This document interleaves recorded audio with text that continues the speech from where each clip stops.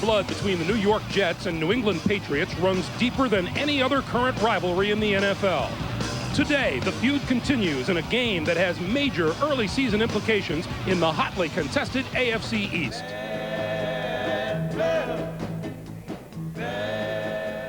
Hi everyone, Greg Gumbel along with Phil Simms. Vinny Testaverde of the New York Jets has struggled all season long to regain the superb form that he showed 2 seasons ago. However, his early exit a week ago from a game due to a pinched nerve in his neck leaves him surrounded by question marks. Well, Vinny Testaverde last night, we talked to him. He cleared it up for us. There are a lot of question marks surrounding him. He let us know that. If he takes a hit on that left shoulder, the pinched nerve, that can knock him out of the game there. If he falls the wrong way, that could also knock him out of the game. Al Groh knows this, so he let Ray Lucas and Chad Pennington have some snaps in practice this week in case Testaverde goes down. Meanwhile, that Jets offense has to go against their former defensive coordinator, Bill Belichick, who is now in his first year as the head man of the New England Patriots. Well, I think Bill Belichick is the story up here. The team is 0-4. He didn't panic. He stayed with what he believed in, and that is the little small things. It was tedious to the team, but they stayed with it. That's why they turned around and won the last 2 games. Second meeting of the season between these 2 teams. The Jets scored 13 unanswered points in the 4th quarter to win 20-19. The Patriots have won the toss and they have elected to receive. Kevin Falk is deep. John Hall will kick.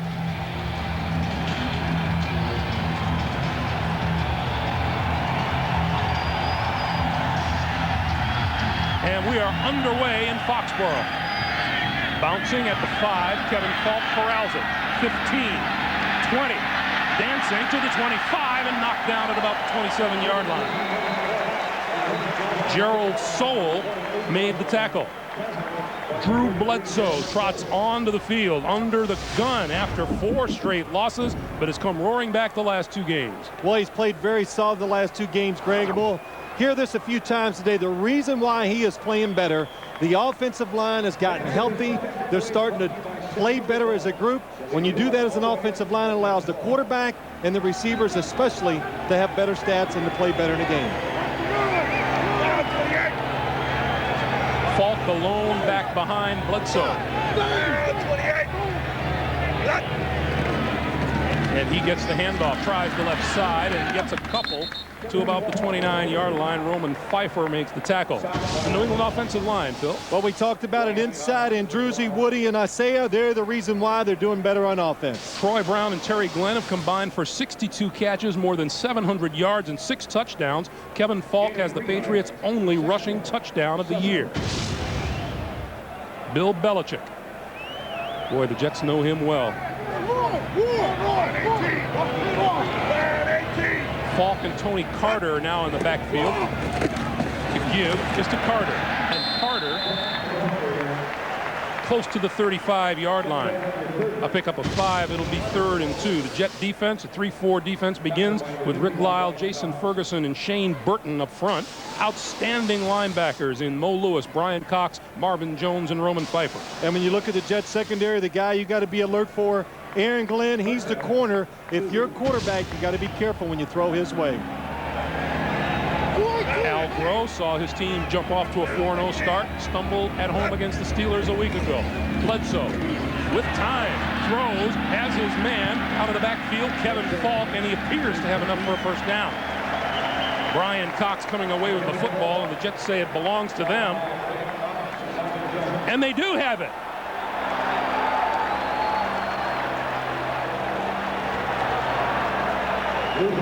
Brian Cox exercising his will. Well, I was going to say the one thing, we saw it right there, nice protection for Drew Bledsoe. Look at this, looks outside, looking around inside, and finally finds the running back out of the backfield. And the ball came out. The ball came out, and Cox fell on the ball. Rick Lyle, number 95, pulled it out. 38. Pitch to Curtis Martin. One-time New England Patriot, but they gang up on him on the right side. Henry Thomas led the charge. Let's go back to the play. Watch it. You can see number 95, Rick Lyle, reaches in there. Got his hands on it.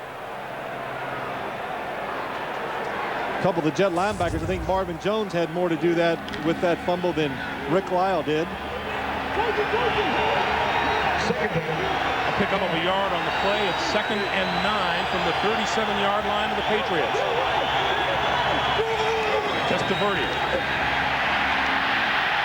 rolling this side now, nowhere to throw it, and he's run out of bounds inside the 35-yard line. We told you about Testaverde leaving on the first offensive play of the game a week ago against the Pittsburgh Steelers, Phil, and lots of questions about him today. Well, a lot of question mark, Greg, just for the one, all the treatment he received during the week. But Al Grohl told us he practiced well. I watched him in warm-ups today. He threw it. He looks free, like nothing's bothering him. So unless he gets hit, he should remain healthy. Jets go with 5 wide receivers on 3rd and 4. They need to reach the 29-yard line for a first down. Then he throws near side. That is complete inside the 25-yard line to the rookie Lavernius Coles, and that's enough for a first down. Take a look at the New York Jets offensive line. Well, the offensive line, it's young, and it does an excellent job of protecting Vinny Testaverde.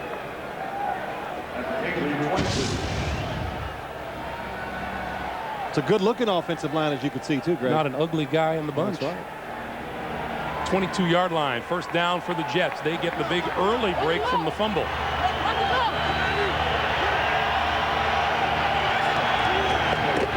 Martin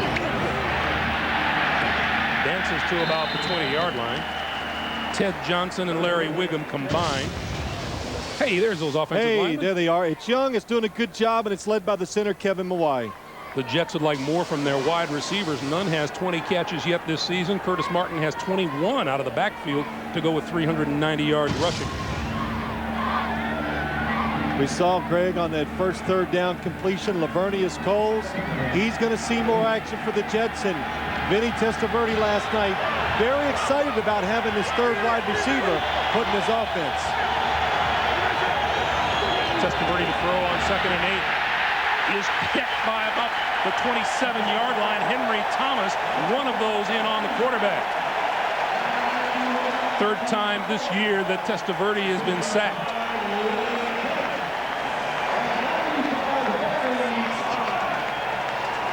A look at the New England defense on that last play. 3rd and 14. Martin, room to run. Right side, 20, 15, bumped out of bounds, very close to the first down marker.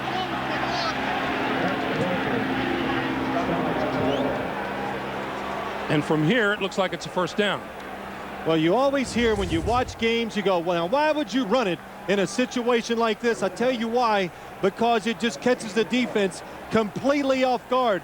They're looking at Wayne Corbett down the field, trying to get to the quarterback, and all of a sudden it's a running play on 3rd and long, and by the time you recognize it, Curtis Martin down the field to pick up the first down. You saw the extra DB, Antoine Harris, go flying by as Martin passed him with the ball. Testaverde throws near side, complete to Richie Anderson, and Anderson is out of bounds short of the 5-yard line.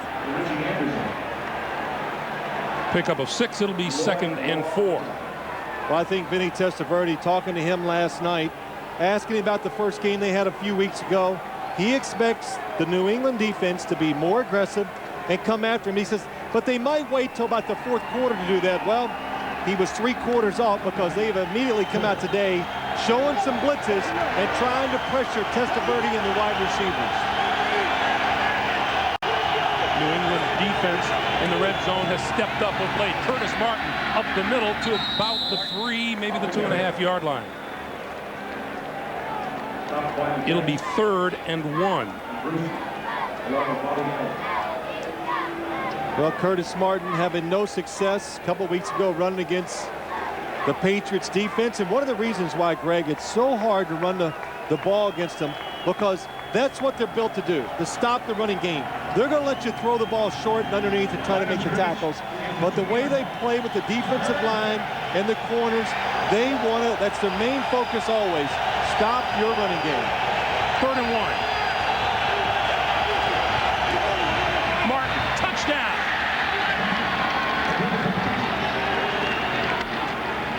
Curtis Martin's 3rd touchdown of the season via the ground. He has also scored 2 on pass receptions. Well, it's a nice job. Watch Curtis Martin, no lead blocker. Anthony Beck comes in. Oh, nice job. Gets Henry Thomas, kicks him out. Curtis Martin sees the hole, scores a touchdown. John Hall for the extra point. Out of the hole by Tom Tupa, and it's good. So the early turnover favors the New York Jets, who score on Curtis Martin's touchdown. They have the early 7-0 lead. The former New England Patriot told you, Phil, that it's always special for him to come back here and play the Patriots. Well, of course it is. Drafted up here by the Patriots in the 3rd round, and he comes up and gets to play against some of his friends, especially Ty Law. Kevin Falk takes this one a yard deep in the end zone. To the 15, the 20, running room to the 25, and out to the 29-yard line. And a pretty good return of 29 yards by Kevin Falk, and that's where the Patriots and Drew Bledsoe will go back to work right after this. Greg Gumbel, Phil Simms back in Foxborough. Wayne Corbett having a little cut looked at. The word of the day is foliage, Phil. 8:19 to play first quarter. Falk and Carter behind Drew Bledsoe on first down for the Patriots. And Bledsoe gives to Falk. Gets little or nothing on the play. Brian Cox with the tackle. And for the first time today, we check in with Armin Katayan. Armin. Thanks, Greg. You know, that touchdown by the Jets is a major boost in more ways than one. You think with a 4-1 record, they'd be feeling very confident. Not so, says Brian Cox. He said all the problems this week, Testaverde, the questions about his neck, the poor performance by Ray Lucas, and really some criticism by the coaching staff of the offense, left this team in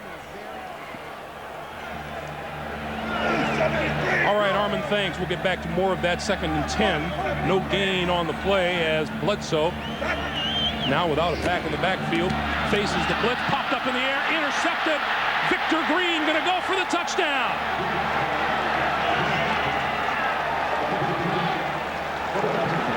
Mo Lewis tipped it. Victor Green caught it and returned it. Well, the Jets bring more blitzers than the New England can pick up. Drew Bledsoe sees it. Watch Victor Green come to the outside. Nobody there. Mo Lewis free. Mo Lewis knocks it in the air. Victor Green picks it up. And 21 yards later, the Jets are up by 2 touchdowns. The crowd quiet, to say the least, here in Foxborough. John Hall's extra point attempt is good, and lightning strikes twice in a hurry for the New York Jets, who now lead at 14-0.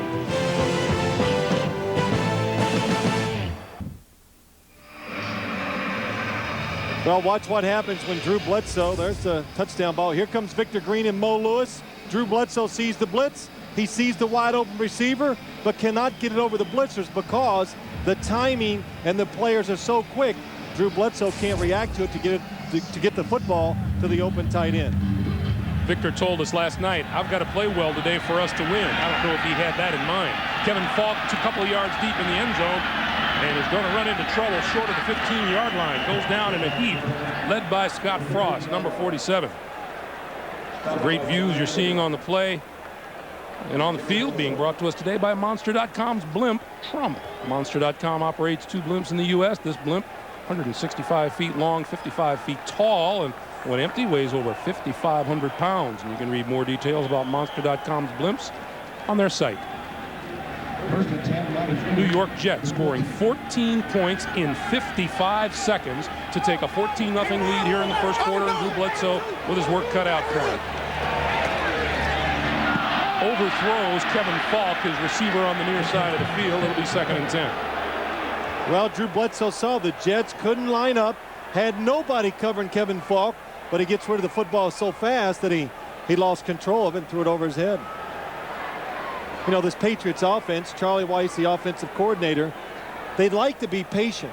Even though they don't run the football for great average and good yardage, they still stick it up in there just to keep the rhythm of the game slow. But I think being down 14-0 is going to pick it up. Bledsoe throws, got his man. That's complete to Terry Glenn, and Glenn is out of bounds for a first down. 29-yard pickup on the play. Well, that ought to make Terry Glenn a little happy. Finds a nice spot in his own. Look at that. Aaron Glenn sees a short receiver. He comes off of him. Terry Glenn wide open down the field. And the one thing that Terry Glenn told us on Friday, he goes, man, I want to go down the field more. I want to catch some big balls down there. And I agree. He has a chance to score every time he touches it. Bledsoe to throw again. Under the gun. Eludes a tackler, tries to run, and is brought down at about the 47-yard line of the Patriots. Picked up 3 on the play. Mo Lewis was the man after him. It'll be 2nd and 7. Well, one of the biggest surprises to me this year, well, maybe not a big surprise, but what's different with Drew Bledsoe, that play illustrated the fact that he's moving around a little more in the pocket. He's a little more conscious when things are not there to go ahead and try to pick up a few yards and keep the situations better.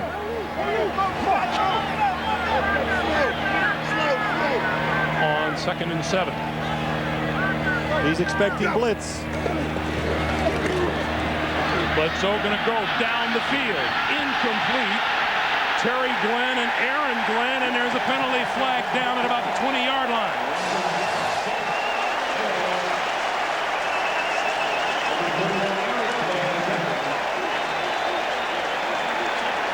Our referee today is Johnny Greer. Pass interference, number 31, defense. One of the things that Terry Glenn also said Friday, Phil, was that he likes the matchup with Aaron Glenn. Well, he likes going against Terry Glenn. Now, the one thing he knows, anytime Aaron Glenn is up in that position where he's right next to him in the line of scrimmage like that time, it's going to be a blitz by the defense. He has a chance to go deep. The play's on. Bledsoe did an excellent job of changing things to give himself time to throw it down the field. Patriots have been red hot in the red zone. Bledsoe to throw again. Time. Throws it out here in the flat to Falk. Falk dancing at the 15 down to about the 12. Marvin Jones, number 55, with the tackle for the Jets. It'll be 2nd and 3 after the 7-yard gain. Well, you know, too, Greg, you got to laugh when you watch games, or you smile when you see how they unfold sometimes. And when we were talking to Brian Cox, I said, well, you know, this New England offense, the first time you played it, it went 5 yards here and 6 yards there. And Brian goes, hey, we know Charlie Weiss. He's impatient. He's going to look for big plays this time down the field, and he was right. Straight ahead for very little is Kevin Falk. We'll call it a 2-yard gain, and the Patriots are looking at a 3rd and 1. You know, also, talk about what was Brian Cox's, what did he say? We know them. They know us. So there are no secrets out there. There's no secrets out there. The cheers are for Michael Bishop, who comes in on 3rd and 1 for Drew Bledsoe at quarterback. One pass, 144-yard touchdown this season. Going to hand this one off. Carter. And Carter with a 1st down. So you got to keep the defense honest when you bring in Michael Bishop. You got to bring him in, and they did it last week. He just got to hand the football off, because you got everybody looking outside for him to keep it or him to roll, to throw the football. So when you hand it off, the defense is not quite as tough inside. That enables you maybe to pick up some 3rd and 1s. Of course, there's many more plays in this offense for Michael Bishop. We saw quite a few of them on Friday, so when they come in with him, maybe we can tell you what's going to happen. 1st and goal. The pitch for Falk, right side to the 5. Brian Cox, Ernie Logan on the stop. Well, if you're Kevin Falk, you just got to make your mind up every game you come in and you're going to play that it's going to be rough. There's never really big, wide open holes for him to run into. That play, perfect example, just has to fit himself in between some defenders and pick up some tough yards. Clock continues to move. 3:45 to play in the 1st quarter. This is the 8th play of the drive. Bledsoe to throw. Plenty of time. Throws incomplete at about the 1-yard line. Troy Brown is intended receiver. It'll be 3rd and goal. Probably the toughest spot. Well, I know it's the toughest spot to throw against either one of these teams. Once you get inside the 10-yard line, the defenders are going to drop back. They're going to space themselves out. They're going to watch the quarterback and react to what he does. So when you do throw it in the end zone, you got to put something on it. Drew Bledsoe did that time. J.R. Redmond and Tony Carter are 2 of the 5 receivers for Bledsoe. comes the blitz. Bledsoe gets rid of it, incomplete. And Brian Cox was right in on him. New England showed 5 wide receivers quite a few times the first time they played. The Jets are ready for it. Brian Cox and the blitz on the outside. Nobody can pick him up because there's so many receivers outside. That makes Bledsoe get rid of the football before any receiver can get open. For the field goal attempt, Adam Vinatieri from 23 yards out. And it's good. So the Patriots don't come away empty-handed. They put 3 on the board, and they trail 14-3.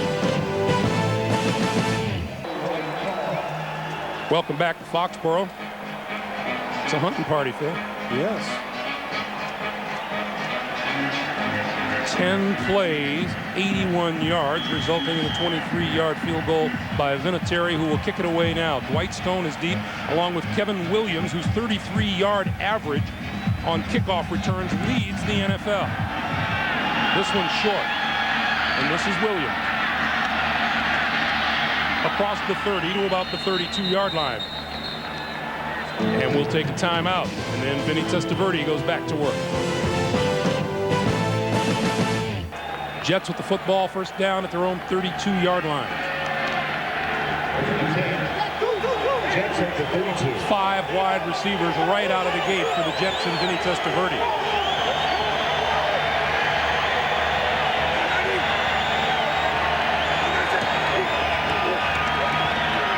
Down the middle and just behind Lavernius Coles.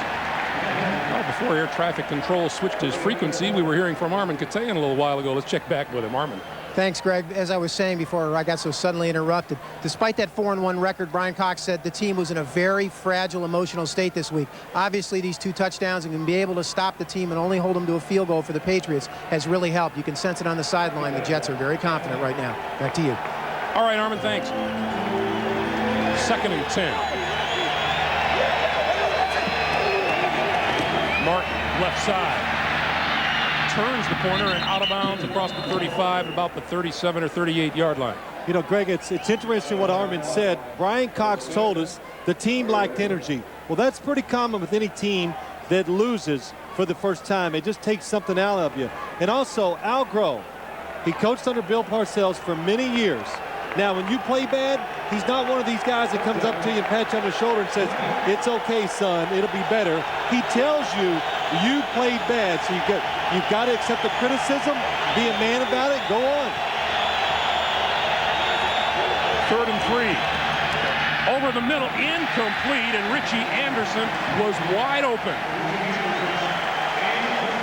You know, Richie Anderson, you just got to know the situation and what's going on. Watch him as he comes out of the backfield. Nobody is covering him. Well, I'll take that back. He was looking at the quarterback. I thought he wasn't looking at Testaverde. He did look. Testaverde just let him too far. Tom Tupa on to kick it away. Troy Brown is deep, and he is tied for the #1 spot in the National Football League in punt return with a 17.9-yard average. He's returned 1 for a touchdown, 66 yards this season.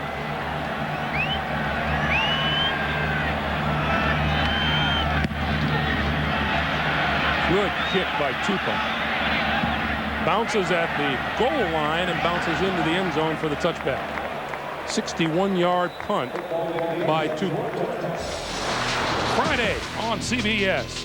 Tim Daly, Michael T. Williamson star in the new hit drama critics call a lean action machine. Don't miss The Fugitive, an all-new episode Friday at 8, 7 Central Time on CBS. So Bledsoe and the Patriots go back to work at their own 20-yard line.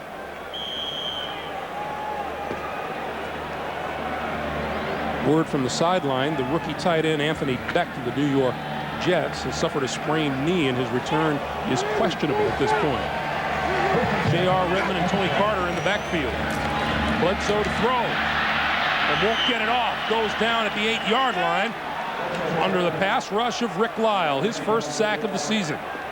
Well, I thought the Patriots had this pass protection thing figured out. but so far today, it's been a little rough inside. Rick Lau, just a terrific move right from the start. Grant Williams, the right tackle. He beats him off the snap of the football. That enables him to get an edge and get into the face of Drew Bledsoe. Well, we aren't even out of the first quarter yet, Phil. There have been so many swings back and forth as far as emotion on the field. Loss of 9 on the play, 2nd and 19. Bledsoe over the middle has his man, Troy Brown, to the 20, out to the 22-yard line. A pickup of 11, it'll be 3rd and 8. Well, we had a chance to talk to Troy Brown on Friday too, and it was interesting. He goes, I said, well, you excited about your new role on the football team? And he goes, well, of course I'm excited. It's taken me 8 years to get to this position to finally be a starting receiver and to be a main part of the passing game. So taking nothing for granted, hard worker, and he's done a good job taking advantage of a situation. Comes in with 28 catches for 315 yards. Bledsoe, far side, complete. Tony Carter, and Carter out of bounds, short of the first down. And that'll force the Patriots to kick it away. Well, it's a nice play by James Ferrier, seeing where the first-yard marker was. Watch him as he comes out. It looks like it's going to be a first down. Bledsoe looks down the field. Number 58, James Ferrier, knows he has to deliver a good shot, gets him, pushes him out, ends up being short of the first down. Dedrick Ward is back for the kick from Lee Johnson.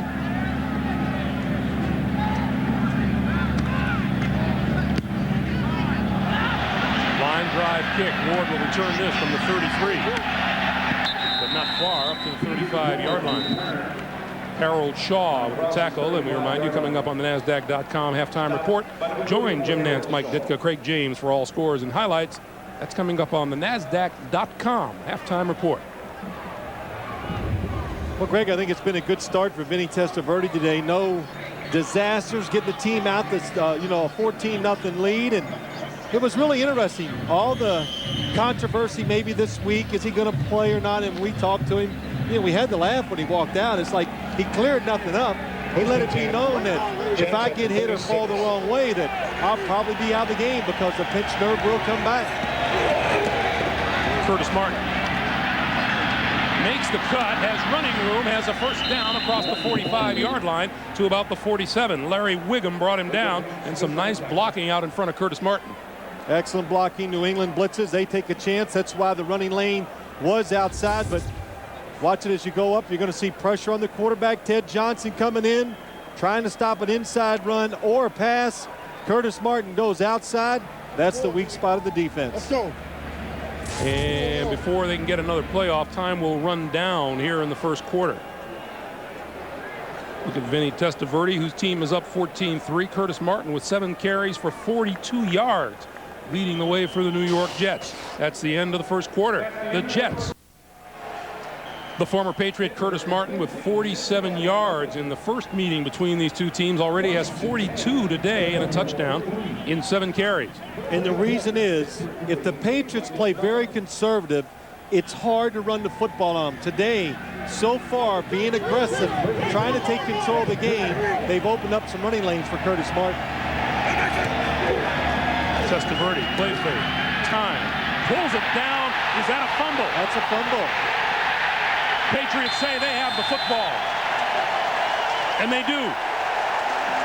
Bobby Hamilton, number 91, fell on the ball.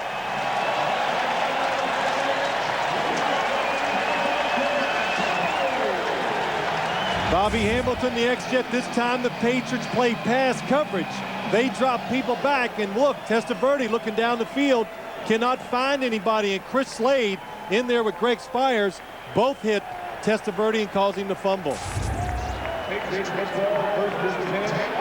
Greg Spires, the guy that for New England the last couple of weeks has really done a terrific job rushing the passer. From the 45, J.R. Redmond, left side.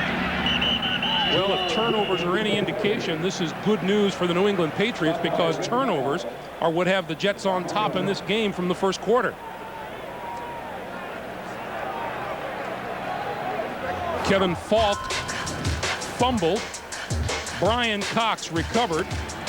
And then on the tip ball, Victor Green took it 21 yards for a touchdown.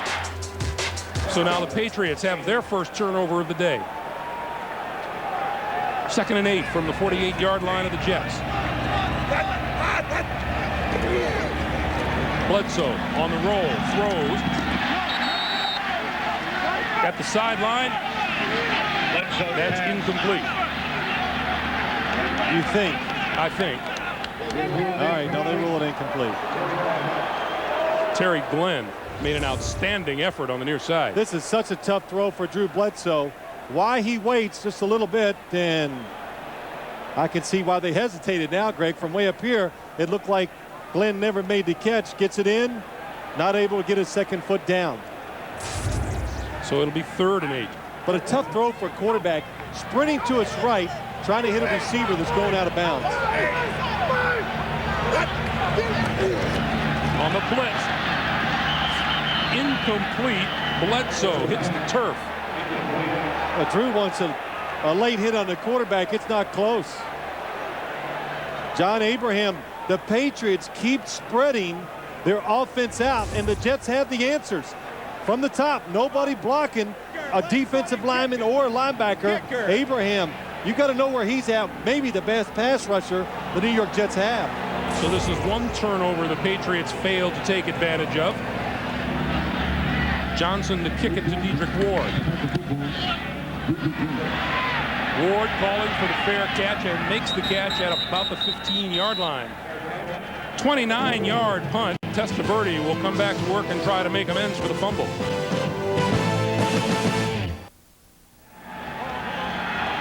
Jets break the huddle with 14 minutes to play here in the second quarter. 4 sacks allowed through the first 5 games. Testaverde has hit the deck twice today. On first down, they give it to Martin. Martin left side out to about the 19-yard line. And Curtis Martin climbs up off the turf. Meanwhile, we'll keep an eye on Vinny Testaverde, who has undergone all kinds of treatment over the past week, which includes massage therapy, acupuncture, got a shot of cortisone in his neck. Well, Testaverde, big, you know, Greg, it's always talked about the quarterback, but the thing is, he missed last year. Everybody wants him to come back and be the quarterback he was in '98. That was probably a career year for Vinny Testaverde. I don't think he's ever going to match that season again. Martin again. Across the 20 to about the 22-yard line. Let's check in with Armin Katayan again. Armin. Greg, you know, you talk about all that treatment. It's basically this bulging disc in his neck is pressing on a nerve there, and it's keeping his left arm numb right down into his fingers. And that last series on the sideline, he was squeezing that left hand, kind of hidden behind a towel, trying to get some feeling back into that arm. So let's keep a close eye on him. Back to you. All right, Armin. You know what Al Groh was telling us yesterday, Phil, he's not ever going to have a season like that again. Al Groh insists that he doesn't have to. He doesn't have to. He says when you evaluate Vinny Testaverde, no matter what the situation in the game, he physically can make any throw, and that's how you want to judge a quarterback. 3rd and 3. Over the middle, incomplete. His intended receiver, number 85, Jermaine Wiggins, the tight end. And there is nobody open down the field. I think the New England Patriots feel very confident in covering the wide receivers of the Jets. They're pressuring them, and they're making Testaverde look for the tight end in the back, short passes, instead of going down the field longer to the wide receivers. Their last 3 drives, the Jets have garnered just 1 first down. Troy Brown stands at his own 30 for the punt from Tupa. Drifts back to his 23. 30, 40, and down at about the 43-yard line. Fine return by Troy Brown to give the Patriots good field position when we come back. Well, New England has the ball at their own 44-yard line. They had one really terrific drive, and the rest of the time they have pretty much stuttered, as you can see. A total of 11 plays, 21 yards. Those other 4 drives each lasted less than 2 minutes. Bledsoe eludes one rush. Penalty flags are down in the backfield, and this looks like holding against New England. And that most likely is going to be Bruce Armstrong against John Abraham. And I don't know if you know the name John Abraham, but you're going to learn it. Number 94 for the Jets. Holding, 78, offense. It's decline. Second down. There's John Abraham. The penalty is on Bruce Armstrong. Well, let's watch him here. At the top of your screen, Bruce Armstrong, John Abraham. John Abraham is just so fast. Look at that. Gets right around the corner. Bruce Armstrong, hey, he's seen every pass rusher in the league for the last 12, 13 years. It's John Abraham. I tell you, you've got to double team him when he's out there if you think it's to keep him away from the quarterback. Jason Ferguson gets credit for the sack. In the backfield, Kevin Falk trying to elude tacklers and may have gotten 2 on the play. We'll call it 3rd and long. Well, you know, we were talking to Al Groh last night about John Abraham, the defensive end or linebacker for the New York Jets, and he says, hey, he got a good lesson last week. You know, the secret is up. Everybody watches the film. They know what he can do now. In Pittsburgh last week, used the running back, the extra lineman. They double teamed the whole game, and it was a brand new experience for him getting double teamed. Bledsoe with time, going to go deep far side. His man is wide open. It is complete inside the 15-yard line. Tony Simmons out of bounds at about the 10. That's a 46-yard play and first down for New England. Well, the play took so long that Aaron Glenn, number 31, was like going, I wonder where the football is. He slowed up, looked back at the quarterback. Tony Simmons keeps running. That's what created the space, and a terrific throw by Drew Bledsoe. Kevin Falk alone back in the backfield, 1st and goal. Falk, right side, touchdown.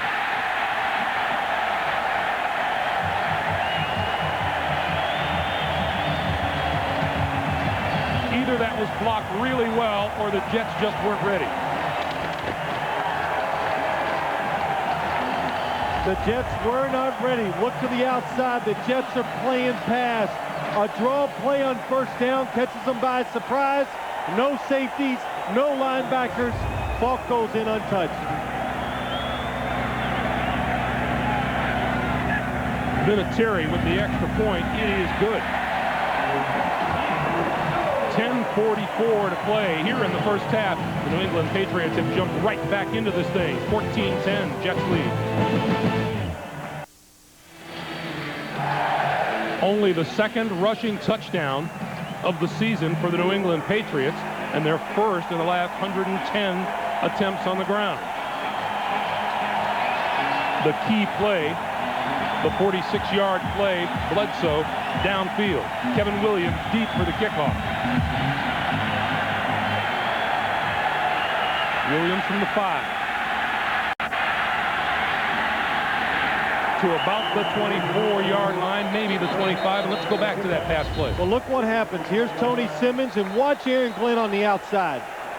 You can tell he's in good position. Tony Simmons comes out. He's way ahead of him, and watch him. So there he is. He slows down because he thinks Drew Bledsoe is going to throw to the receiver short and to the outside. Instead, he goes deep. And once you slow down and you got a guy like Tony Simmons running down the field, you are not going to catch up. That would be a cool breeze in October going by you. Testaverde just 2 of 5 so far today. Phil, do you think that shows some kind of a lack of confidence in the way Vinny Testaverde can throw the ball so far today? No, not at all, Greg. I just think the situations have been tough, and the pass rush has been getting back there pretty quick. Testaverde will throw here. Going to throw downfield. It is incomplete, overthrown. There's a penalty marker down in the middle of the field. Dedrick Ward, the intended receiver, and Lawyer Malloy was along with him. Wayne Corbett bent over at the 40-yard line, now getting up and walking back. Yeah, Wayne Corbett going against Ty Law.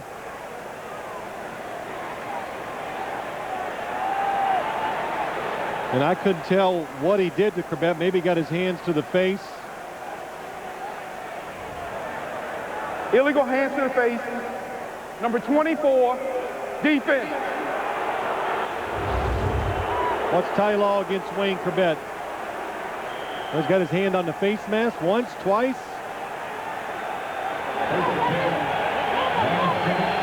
see what hurt Wayne Corbett, because he did bend over after the play, act like he was hurt. First down at the 30-yard line. Martin for a couple to the 32.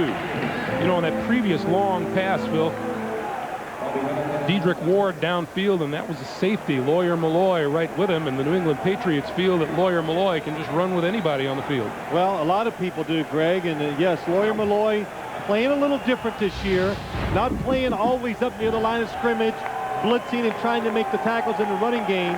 He's so gifted, he's so athletic, that if you put 3 wide receivers in, they just put him on one of them and say, you got him all over the field.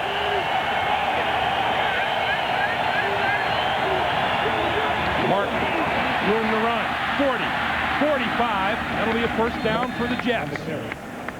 Well, that's a nice job. The Jets and the Patriots both, they kind of try to surprise you with the running game. They give you formations. You think it's going to be a pass, and they both run the draw quite a few times in the game. And that time, Curtis Martin, Richie Anderson, look at the block inside on Teddy Bruschi. And if you also notice, Curtis Martin, almost all of his yards so far today have been gained going to the left to the Patriots' right side. 66 yards on the ground for Martin today so far. Straight ahead, all kinds of room. Across the 45 to about the 43-yard line of the Patriots, and that's another first down. Well, you can kind of tell how the league has changed. It used to be draw plays were like second down or things like that when you were trying to catch the defense by surprise, but so much passing goes on in the NFL now that draw plays on first down may be the best time to run them in. Didn't pull the ump, though. He was right on it. Did you see that? He saw Curtis all the way. From the 43, the Jets on the move now. Pitch to Martin, and that one looked trouble from the word go. The pitch was high. Martin slipped on the cutback, lost 3 on the play. Well, the Jets trying to fake like they're going to go outside. They're going to come back inside. It's a counter play, but Ted Johnson reads it, gets penetration, and stops it. Watch, Curtis Martin, he's going to cut this back. Don't see that too often. Most of the time when the quarterback pitches it to a running back, it's going to be a sweep to the outside. Every play on this drive has been a Curtis Martin carry. Testaverde throws that incomplete throw. He's caught at the 40-yard line. Now it is ruled incomplete. Right past Richie Anderson. Well, it's just happening too quick for the running backs, and Testaverde just feels a little pressure, gets rid of the football, throws it too hard, goes past Richie Anderson, and Fred Baxter cannot catch the tip. And he throws it behind him. He's open again. Testaverde over his last 4 attempts, and now looks at a 3rd and 13.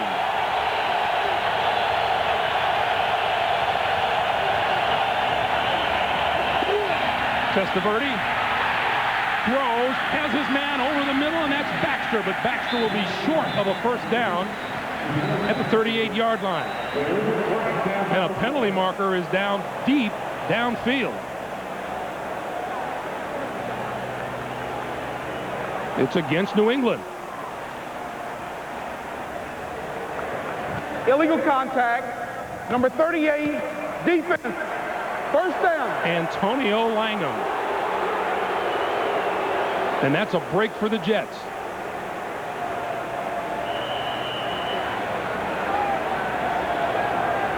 It is a first down for New York at the New England 41. Well, the way New England's playing, they're going to have to live with a couple of those today. They are challenging, I said it, Greg, earlier, they are challenging the Jet wide receivers. They are not getting open.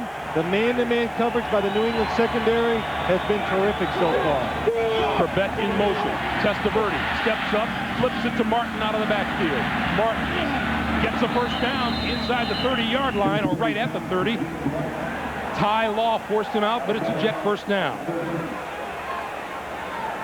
2 things are working for the Jets offense. Draw plays, catching the defense off guard, and short passes underneath. Looking for the running backs. Good job by Testaverde, just taking something off the pass and making it easy for Curtis Martin to catch it.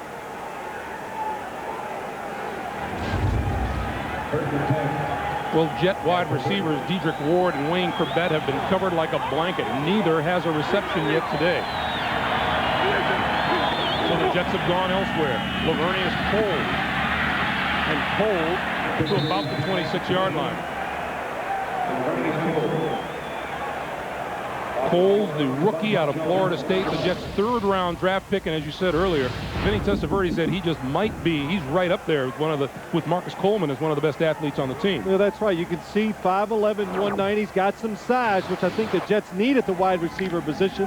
But Testaverde also, he plays big, and he can make those tough catches. The one thing he's just got to do, he's got to have more playing time to get used to making the catches in tough situations.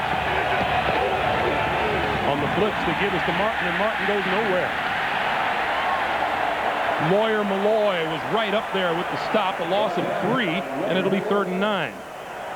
You know, Greg, we talked about how tough the New England defense is trying to play the wide receivers for the Jets. And look at this.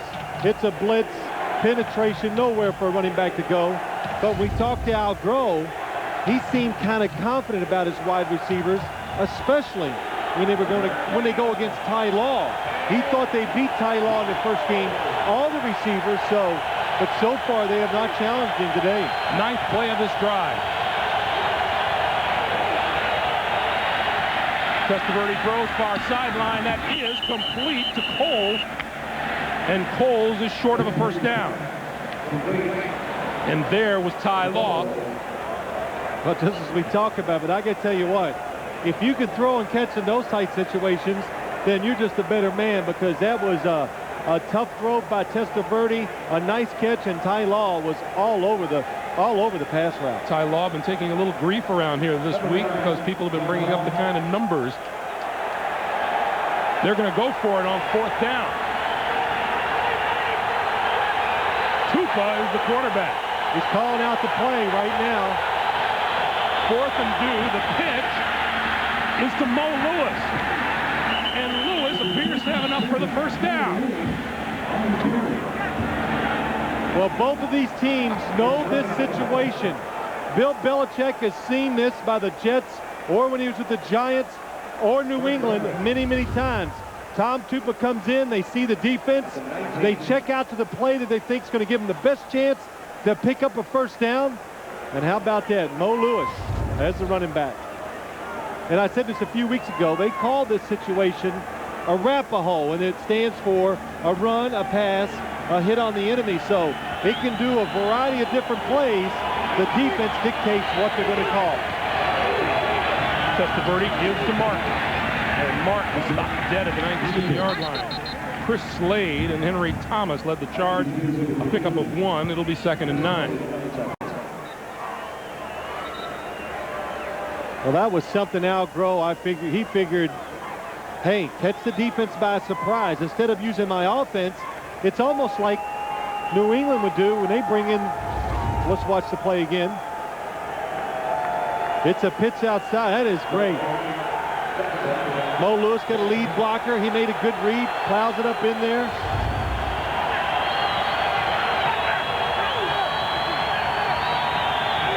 On 2nd and 9, Corbett in motion. Testaverde with time, throws this side. Corbett has it at about the 15-yard line. Testaverde's pass complete to Wayne Corbett.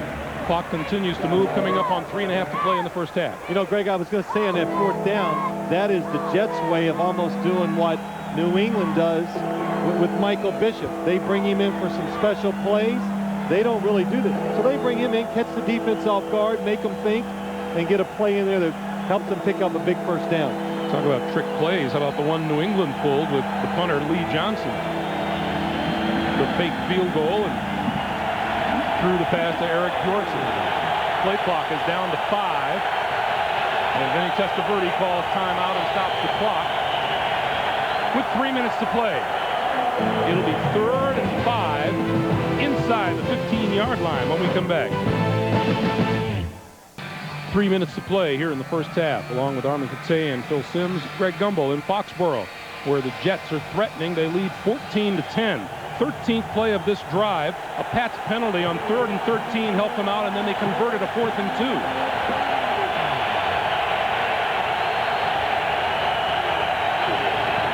Testaverde throws, has inside the 10-yard line. Richie Anderson. It'll be 1st and goal for the Jets.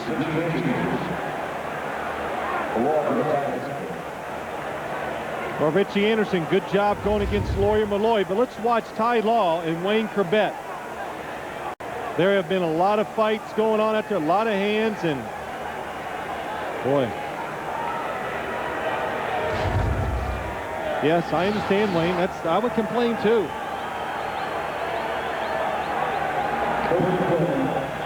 Both teams 123 total yards. Testaverde has now completed 5 straight passes.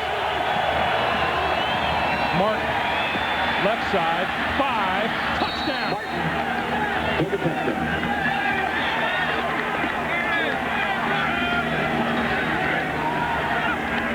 To the left side again, Curtis Martin. This might be the first time I've really seen all day long where the Jets just lined up and said, we're just going to run it right at you and see if we can block you and make some positive yards. All the other runs have been draws, misdirection, deception. That time they just beat them to the punch blocking. John Hall for the extra point. With 2:11 to play here in the first half, 75-yard drive put the Jets up 21-10. For Monster.com, and you can read more details about Monster.com's blimps on their website. Well, anytime you run the football successfully in the National Football League, wide receivers must be good blockers too, and this is the way Wayne Corbett can pay back Ty Law for holding him on the previous play. And also, anytime a running back can get to the outside, you got to know most likely the tight end has done a good job of sustaining the outside guy on defense, and that time the Jets did it on the outside. From the 5-yard line, Tony Simmons to the 25, to the 29-yard line, and Gerald Soule with the tackle. 25-yard return. You know, Greg, you go back to that previous drive by the Jets. They get a holding penalty on 4th down. That keeps the drive going. Al Groh decides to go with the 4th down decision with Tom Tupa at quarterback. And I'll never forget, Fritz Shermer, the late defensive coordinator who was up at Green Bay and Seattle, says, oh, 3rd down penalties. And I said, why are they so big? He says, because you are giving the offense 3 more plays. And when you give them 3 more plays, it always leads to something to points. And that drive really illustrated it by the Jets against the Patriots. Bledsoe incomplete on 1st down, and that'll bring us to the 2-minute warning. Pass intended for Eric Bjornsson. It's incomplete. We'll take the 2-minute break. 21-10. Jets lead the Patriots. Coming up on the NASDAQ.com halftime report, join Jim Nance, Mike Ditka, Craig James. All the scores and highlights coming up on the NASDAQ.com halftime report. 2 minutes to play here in Foxborough. 2nd and 10 for New England, and Bledsoe and the Patriots go with 5 wide receivers.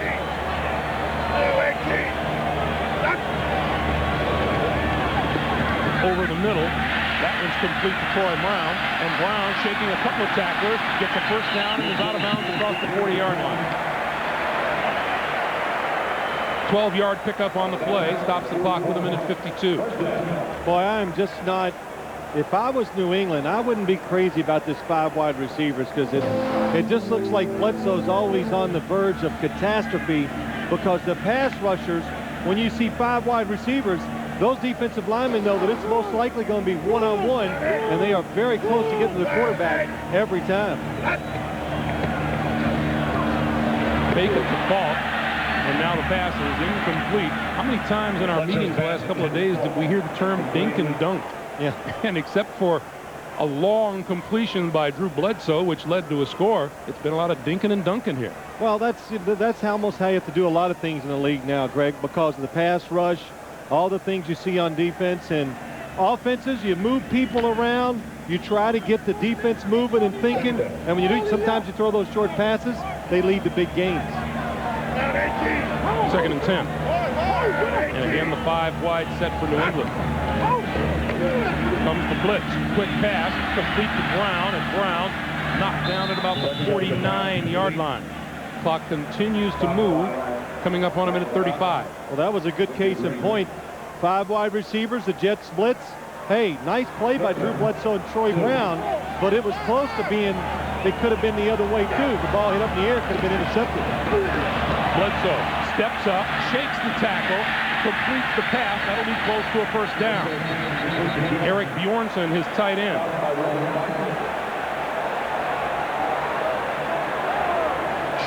And that is very close to a first down. Offside. 56. Defense. Lined up in the neutral zone. First down. Roman Pfeiffer.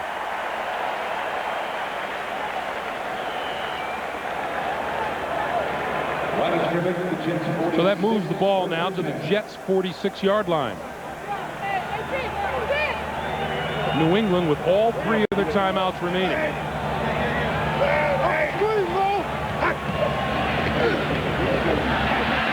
Bledsoe loses the football, picked up by the Jets. Abraham forced the fumble, and that may be Sean Ellis with the football. I'll tell you what, this John Abraham, we said it earlier, look to the top of your screen, go see him coming around. That time, Abraham against Eric Bjornsson, a tight end. Now, if Bruce Armstrong can't block him, I know Bjornsson can't block him.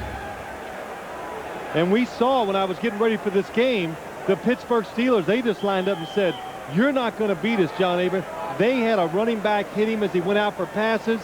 They double-teamed him with offensive linemen. And I guarantee you, the New England, when they go in at halftime, they're going to change the way they block him in the second half, too. 48-yard line. And the Jets have 70 seconds to try to improve on their lead.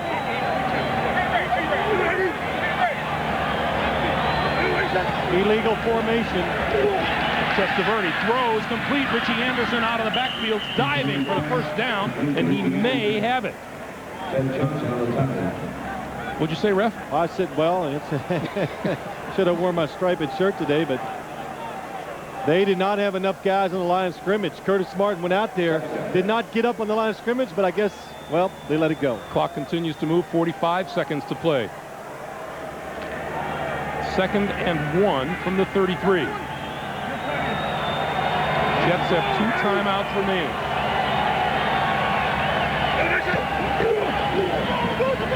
Fake to Martin, give it to Corbett coming this way with blockers. The 30, the 25, and as he smacked down, and a Jet is down and injured and holding his knee. And jumping up in a hurry is number 68, Kevin Mawai. 19 seconds on the clock.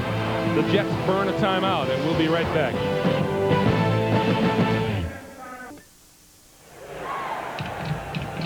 Let's take a look at Wayne Corbett coming around on the reverse. Here he comes around. It's a good call in a situation like this. You're trying to find a way to get some extra yards to at least guarantee yourself a chance at a field goal. And hey, Otis Smith, one of his ex-teammates, gets a pretty good lick in on him there. Jets with 1 timeout remaining now. From the 26-yard line, first down. Martin to about the 20. And the clock continues to move, 10 seconds. And now they stop the clock with 10 seconds to play in the first half. Well, Bill Belichick's defenses have been renowned for being able to stop big rushers. Look at what Curtis Martin has done today, 81 yards as we approach halftime. Well, so much of what Curtis Martin has done running the football today, Greg, has been draw plays. You're being aggressive trying to get to the quarterback. The draw plays are going to be open a lot of times. Look, another draw, breaks it to the outside, gets up, picks up big yardage. Then they just line up, they do the sweep to the left, and good blocking by the tight end, Fred Baxter. But you hear it so much, hey, if we run the ball 20 sometimes, we usually win the game. But what that tells you, what the Jets are doing too, they're winning the battle physically up front. And when you win the battle up front physically, that enables your running back, quarterbacks, and receivers, what gives them a chance to have success. John Hall from 38 yards out.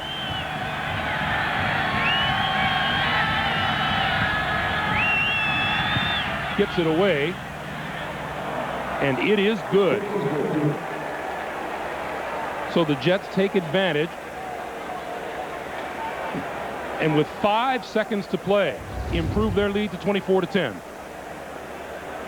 Well, the snap's a little high. Good job by Tom Tuba. Gets it down.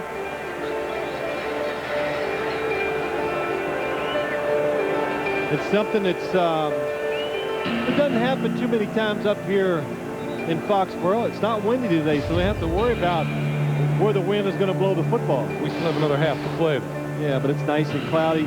Trust me, see, I know these things, Greg. When you're an ex-quarterback, you get very good at reading the sky and feeling how things. When it's cloudy like this or a little overcast, it usually means that it's not going to be windy. 17 New York Jets points off of the New England turnovers today. And they're up 24-10. You know, you burst one of my favorite stories. You said there was no truth at all to the rumor about the Giants opening a gate, opening a door at one end of Giant Stadium when opponents were about to kick. Not true. Yeah, it never happened. And you said it with a straight face. Yeah, well, it is.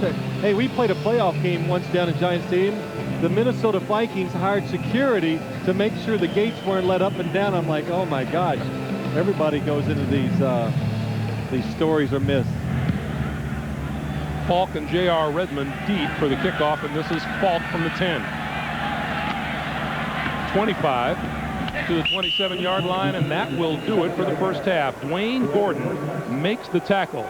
It has been a first half of mistakes by the New England Patriots, and the New York Jets have been opportunistic on the road. 17 points off of 3 New England turnovers, and they've made the most of their opportunities.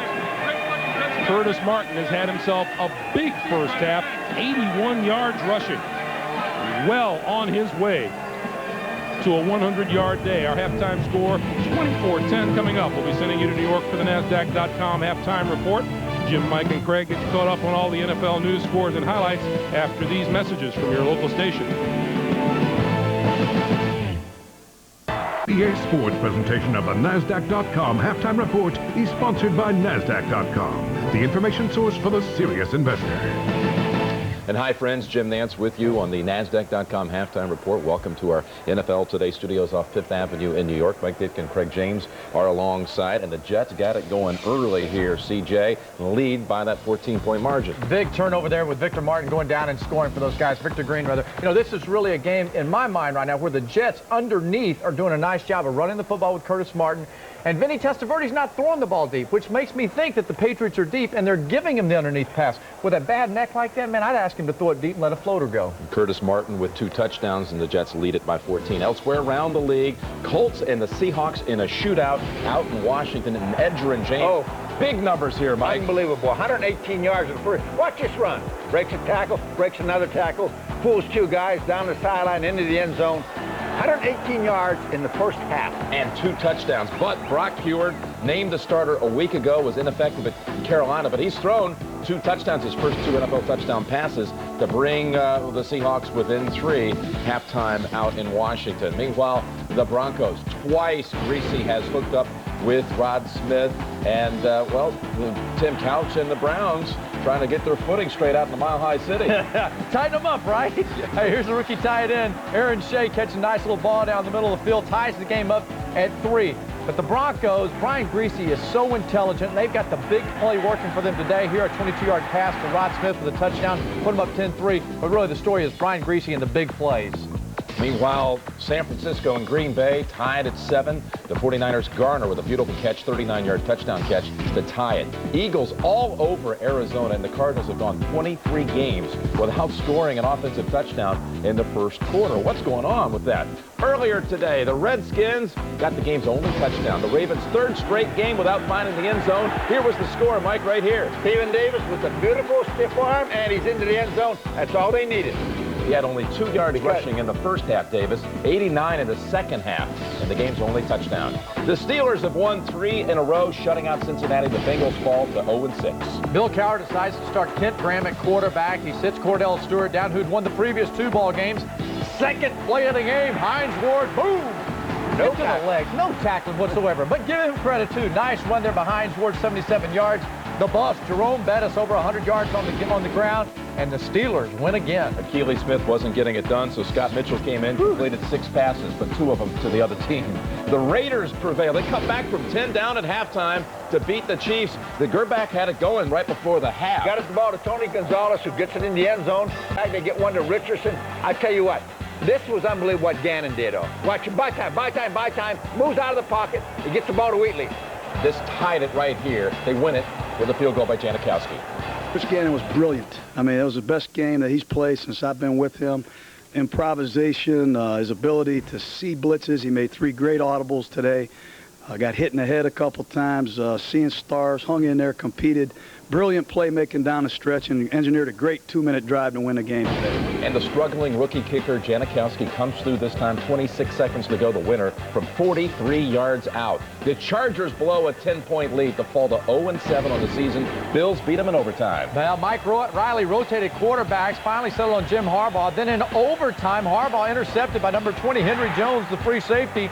Sets up a winning field goal attempt by Steve Christie, number 2. They had illegal procedure on the one that he missed before this. He comes back on the field, drills it from out deep. Doug Flutie, by the way, subbed for an injured Rob Johnson in overtime to get them down for that winning field goal. And hooked up with Eric Moulds to set up the winner. So Flutie playing the hero role again. And the Rams are now 6-0, beating the Falcons for the 2nd time this season. They had everything going. Falk was over 200 yards. And again, it's unbelievable. Warner's unbelievable. Here he goes out of the team. And this is just, you know, they almost make a joke out of football. These guys are so good. Really, too. Warner, 3 touchdown passes. And our Jill Arrington spoke with him after the game. Well, I tell you what, we're just trying to win football games. This is a tough football game today. Great defense on the other side. You know, they made us work for everything, but we had to get every point that, we needed every point that we got today. And, you know, you got to give credit where credit's due. This whole team stepped up and played big today. And the Rams barnstorming tour next week takes them to Kansas City. Meanwhile, Carolina falls to the Saints.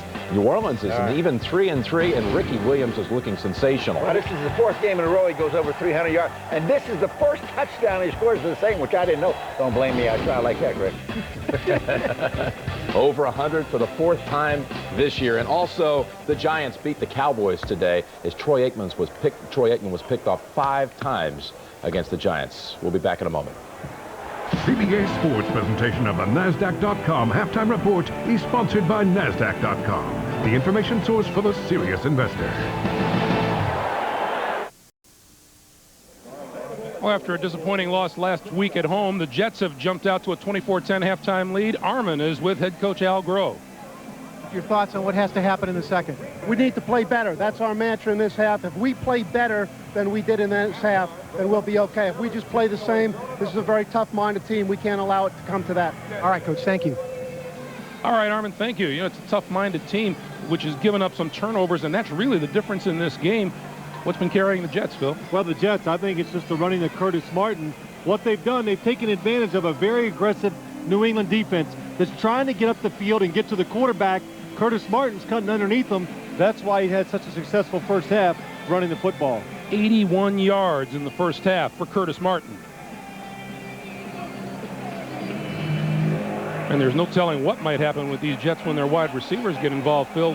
Dedrick Ward, no receptions in the first half. Wayne Corbett, 1 catch for 5 yards. The Jets get the football to start the half. From the 6 is Kevin Williams. Up the middle across the 30 to the 33-yard line. 27-yard return, and the numbers from the first half should be interesting. 150 total yards for the Jets to 134, but the big difference in the game right now, the turnovers and the points that the New York Jets have garnered off those turnovers. Well, they've taken advantage of the turnovers, but the Jets, you know, when you watch their offense, even their last scoring drive, Greg, it's work. You know, they had a couple penalties. The draw plays or the deception plays are catching New England off guard. Testaverde going to throw. Martin in the flat, inside of a block, and out to the 40-yard line. And that's the kind of pass, excuse me, Phil, that's the kind of passes that Vinny Testaverde has been throwing today. Well, Craig James was right, and he said that the New York Jets are working underneath. Curtis Martin running, short passes, a screen play there when both of these teams, reverses, draw plays, and screens. They both run a lot of them, so if you're a defender, you got to be careful who you chase because the ball might be coming back the other way. You saw Curtis Martin's numbers. Where would the Jets be without him so far this afternoon? 8-yard pickup on that reception, and it's 2nd and 2. Martin, first down and more, 45, 47-yard line. Ted Johnson, Bobby Hamilton with the stop. And, you know, you get so many things going, Greg. We talk about it. You've seen so many different plays from the Jets. Look from the umpire's camera on his hat. Boy, nice job. Richie Anderson coming in, making a good block. Kevin Mawai, and good hard running by Curtis Martin.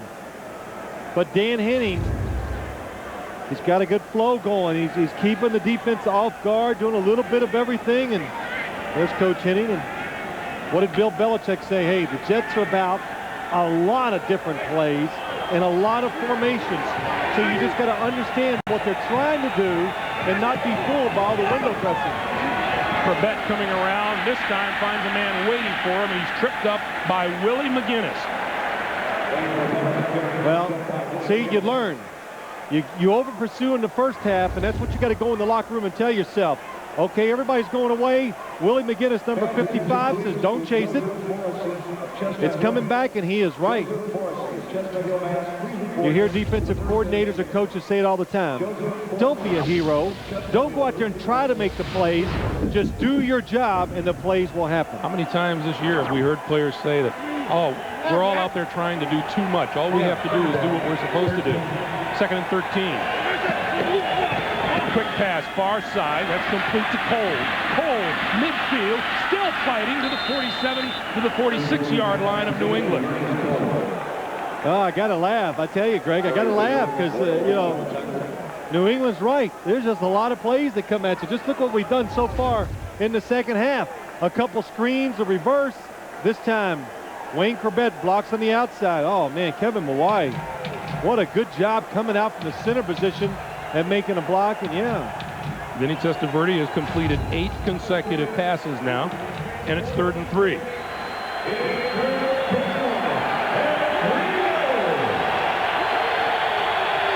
The Patriot crowd imploring their defense to put the stops on. Martin, short of a first down. Just across the 45, he appears to be about a yard shy. I wanted to say, Greg, before the snap, well, here comes the double reverse pass. You know, because the only play we haven't seen today. We've seen everything else. And then look, Al Groh trying to decide what he wants to. Got to punt it. Why gamble? You're up right now. You're up 2 touchdowns, and New England's offense, besides one pretty good drive, they haven't sustained anything, so make them go along the length of the field and string together about 10 or 12 good plays. Troy Brown deep. Tupa aims for the sideline. Fair catch called for, and Troy Brown steps out of bounds after a 35-yard punt. Ball will be at about the 9-yard line. Well, here's something you can definitely say. Thus far this afternoon, the Patriots have been miserable on first down. And that's the down where you have the best advantage on a defense because they don't know if you're going to run or throw it. Bledsoe keeps, throws, sideline. That is complete and out of bounds. Just about the 26-yard line. That'll help that average. Troy Brown with an 18-yard gain on the play. First down, New England. And let's check in with Armin. Thanks, Greg. And I talked to Coach Belichick. It's pretty much too much Curtis Martin, too many mistakes, and too many turnovers. He said we got to cut down on those mistakes, and we got to slow down Curtis Martin to have any chance in the second half. Back to you. All right, Armin. The pitch for Falk. Falk, left side, dragged down from behind by that man, Abraham. Who's he remind you of, Phil? Charles Haley. If you can remember him playing for the 49ers and Dallas Cowboys. The first time I saw him, John Abraham, I said, he's almost the same body type, except he's faster. You know, he can just run faster. 6'3", 250 pounds. The Jets drafted him 13th overall. 5 wide receiver on 2nd and 10.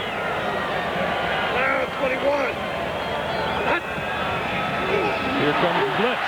There goes Bledsoe. John Abraham is the man. Well, I thought the Patriots would learn in the first half when they went to the 5 wide receivers and they spread it out. They were not protecting Drew Bledsoe.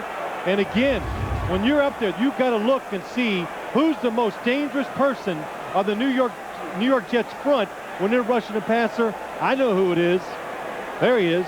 94. I'll tell you who else knows. Drew Bledsoe knows, too. 3rd and 17. Falk and Carter in the backfield to help protect, and Bledsoe's under their gun again, and down he goes again. Mo Lewis this time, and the Blues come down from the stands. Well, what happens when you play the New York Jets a lot of time? Why guys come free, blitzers and defensive linemen? Because a lot of people just stand around. This time, Mo Lewis standing in the back, he comes in, and oh, what a move. Kevin Falk goes down to cut him.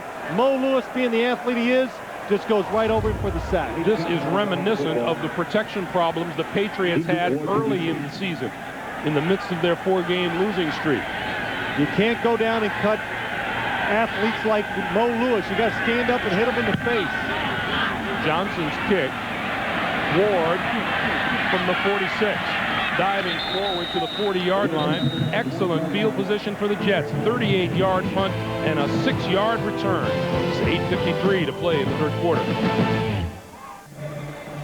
8:53 to play in the third quarter. The Jets with a 24-10 lead on New England. An excellent field position at the 40-yard line.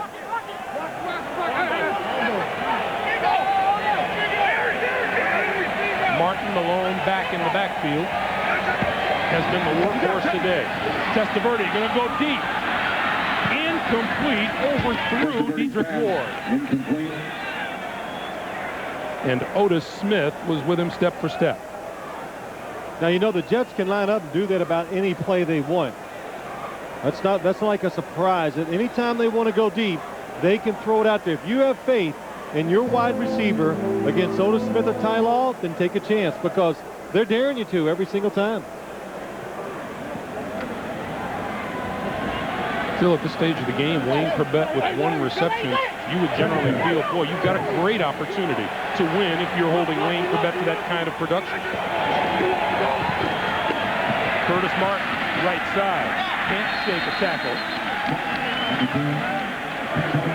Lawyer Malloy with the stop after a 1-yard gain. We remind you to get online and see what Pete Carroll had to say in his NFL.com game analysis piece, only on NFL.com. You know, Greg, I would agree with you, that statement about Wayne Corbett, except to me, always the most important part of a football game is who's winning the war. In other words, the big guys. So when Curtis Martin is back there running and he's having success, to me, that is the most important part. 3rd and 9.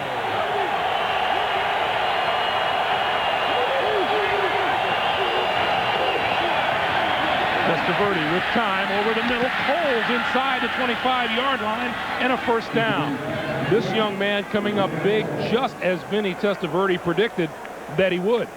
Yeah, that's playing big, Greg. Inside, he's going to go across the middle. You're going to see Wayne Corbett come underneath him. Defense kind of goes towards Wayne Corbett a little. That opens up the hole inside.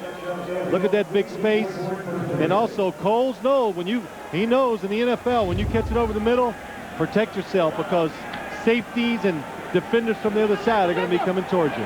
The young man came into this game today with 3 catches worth 52 yards. He's got 5 today. On first down, Martin. Nothing there. Well, Greg, the other thing so far we've noticed, or I've noticed here in the second half, the Jets coming out every time, and they're letting the play clock run down to 1 or 2 seconds before they snap it. It's almost like they talked about it in the locker room. Look, we got a 2-touchdown lead. When we get things moving, take your time, cut down the possessions. In other words, by doing that, you're going to take the Patriots, you're going to probably take 1 possession of the game away from them, less chance to come back. You see the play clock lower left, Testaverde calling signals. And gets this one off with 3 seconds on the clock. Testaverde throws sideline as his man, and that's Dedrick Ward out of bounds. Boy, that's a nice job. Now, Greg, we've talked about They can't throw the football down the field. The receiver's not getting open. Testaverde not getting time. So what do? Man coverage. Roll him out. It allows him to get extra time. The receivers now can get down the field, make a move, and that's why Dedrick Ward was wide open. That's Dedrick Ward's first catch of the day. Boy, did you hear the crowd as he caught the ball? They had a little like, ooh. It's because it was against Ty Law. So the crowd is really focused on number 24 and who he's covering. The pitch for Martin. Penalty marker is down in the backfield as Martin is ridden out of bounds by Law and Chris Slade. And a holding call against the Jets will bring this back.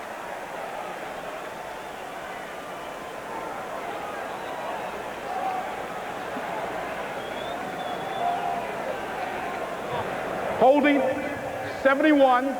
Offense is declined. Second down. Left guard Kerry Jenkins, and the Patriots will turn the penalty down. You know, I thought Ty Law had one of the better lines when we were talking to him yesterday. We were talking to him about covering Wayne Corbett. He says, well, he runs choice routes. It means that he can choose where he wants to go, and it's very difficult. He says, even grandma can get open on those once in a while. Well, he's right. When you put any wide receiver against any defensive back and you give him the option to run anywhere on the field, basically from the middle, it is tough to cover him. That's why you need help sometimes.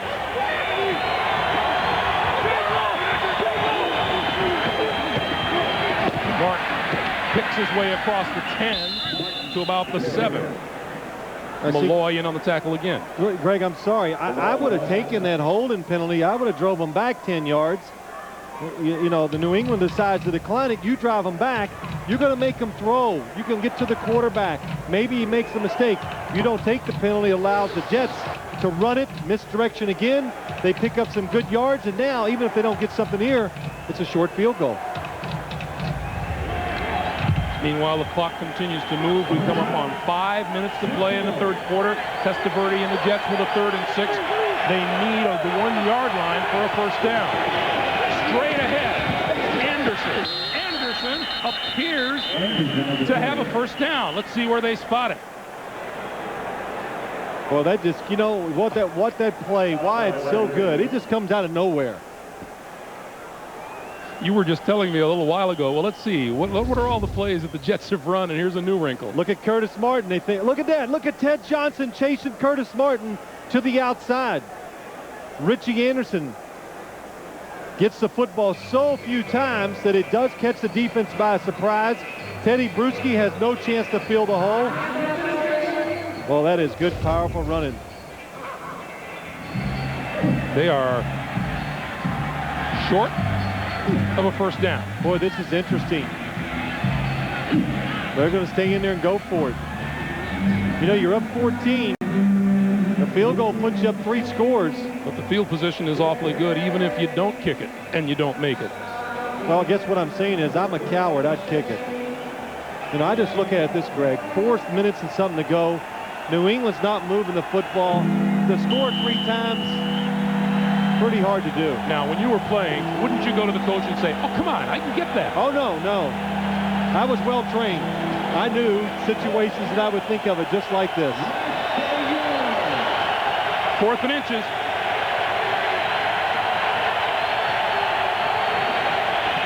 Martin, touchdown.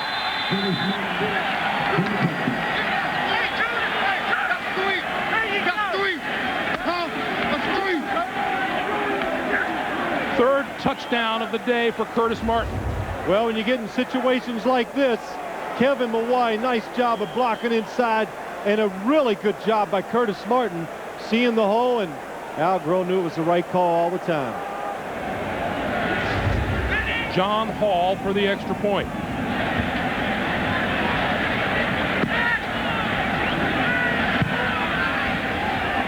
Right through the uprights. Curtis Martin ties a career high with 3 touchdowns today. The Jets 31-10.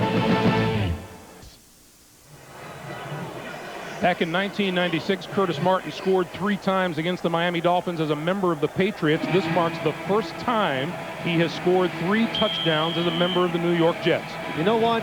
We say this many times. I've never said it on the air because we never get to it. But you think if is New England second-guessing themselves about Curtis Martin leaving here? He would have changed the fortunes of this franchise. Penalty marker flies as the ball goes out of bounds. 15-yard line. Well, and as you bring that up, the kickoff out of bounds. The ball will be placed at the 40-yard line.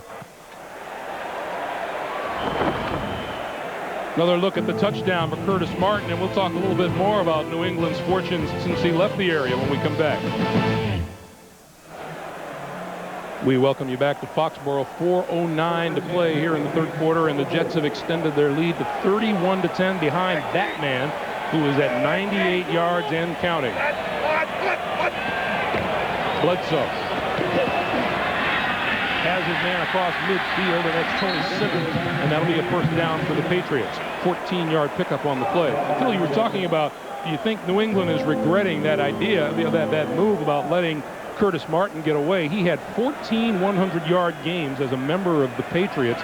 Since he is gone, the Patriots have had 6 100-yard rushing games, and that covers 38 games.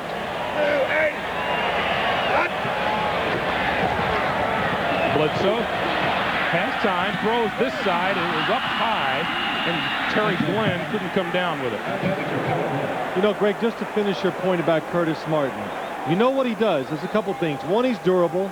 He can catch it. He runs tough inside. But the biggest thing of all, he just makes players feel good. If you're an offensive lineman, you feel good. He gives you hope. If I just get on my guy and stay there for a little bit, Curtis Martin will take advantage of it, and that's what he really brings to a football team as a running back that sometimes is overlooked. Bledsoe tripped up. Penalty marker is down as he flipped it away. John Abraham in the backfield again. Well, I was surprised New England hasn't at least lined up in some formations to have a tight end release and be in the way of John Abraham. Illegal hands to the face. Number 78, offense is declined. Third down. That's Bruce Armstrong, the 14-year veteran out of Louisville.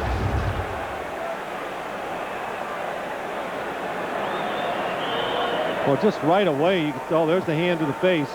But just almost immediately, right from the snap of the ball, Abraham is getting the angle on Bruce Armstrong. So right away, he's got to resort to holding on to get away from the quarterback. That's the first penalty call today on either offense. Bledsoe, another marker is down as he throws and completes inside the 30-yard line to Troy Brown. And Brown twists forward to the 25 after a 22-yard gain. And let's check the penalty. Here's Johnny Greer. It's going to be against New England. Boy, I tell you, what about the Jets and their first-round draft picks this year? Sean Ellis, number 92, and John Abraham. They're changing the defense. Personal foul, shot block. Number 44, offense. Still third down. That's the fullback, Harold Shaw. Well, Harold Shaw must come in and block.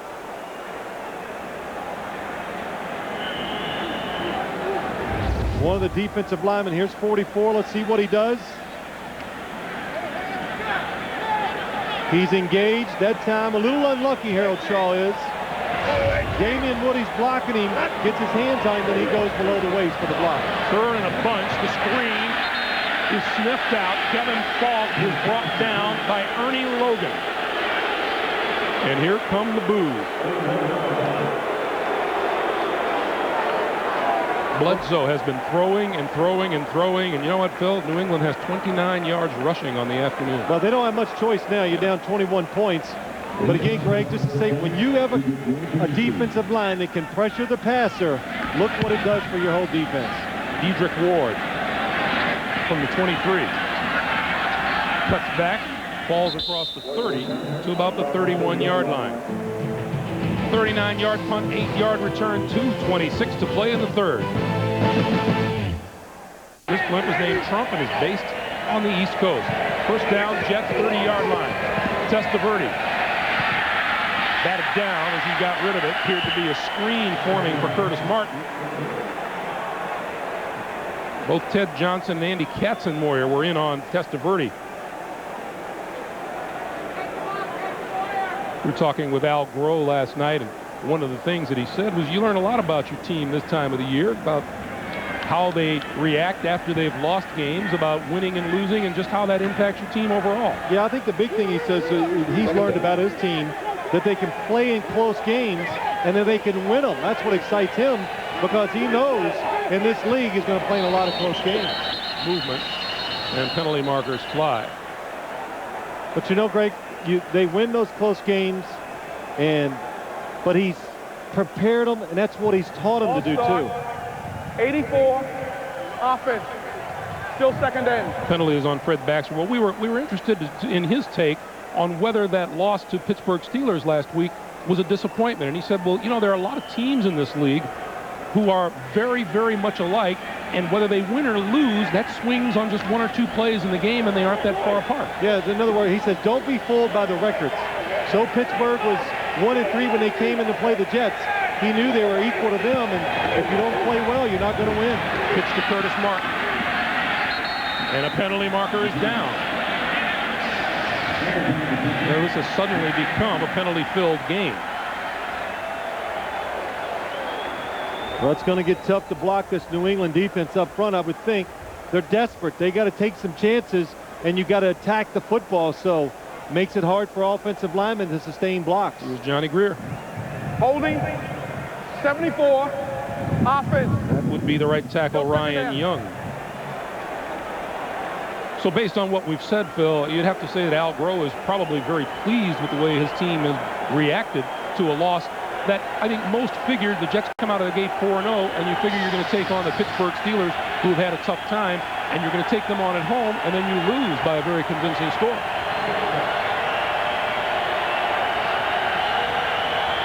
Second and 25.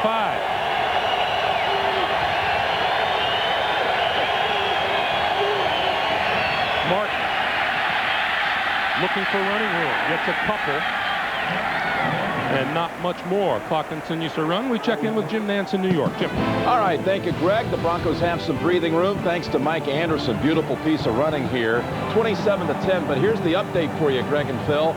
Rob Johnson, separated shoulder, the Bills quarterback, out 2 to 4 weeks. Doug Flutie will be the starter next week. Let's go back to Greg and Phil. All right, Jim, thank you. Well, I'm sorry to hear that about Rob Johnson, but when you're a quarterback and you run around that much, you are putting yourself at risk, and finally he wore down where he did get hurt. Quick pass, complete to Cole. And Cole's out of bounds, but well short of the first down. Ty Law drove him out. Well, I think that's some good play calling by the Jets. Take no chances. Just run some deceptive plays, screens. Try to run Curtis Martin outside, things like that. Make New England get the ball and drive it down the field on you 3 times to get a time.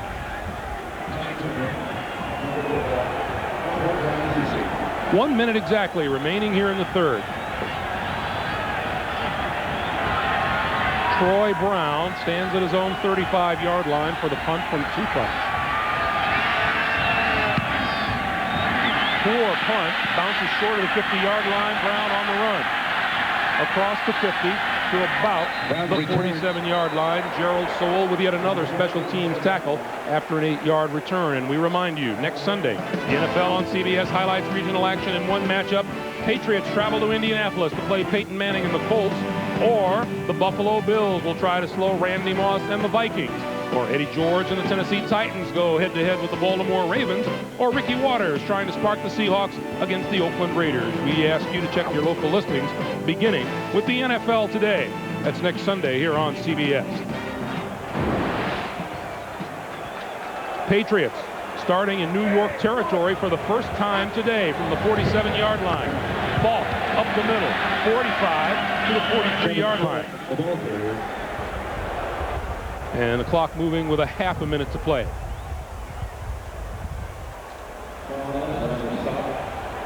You have to figure that, Phil, is just a changeup, because Drew Bledsoe is going to have to go back to the air.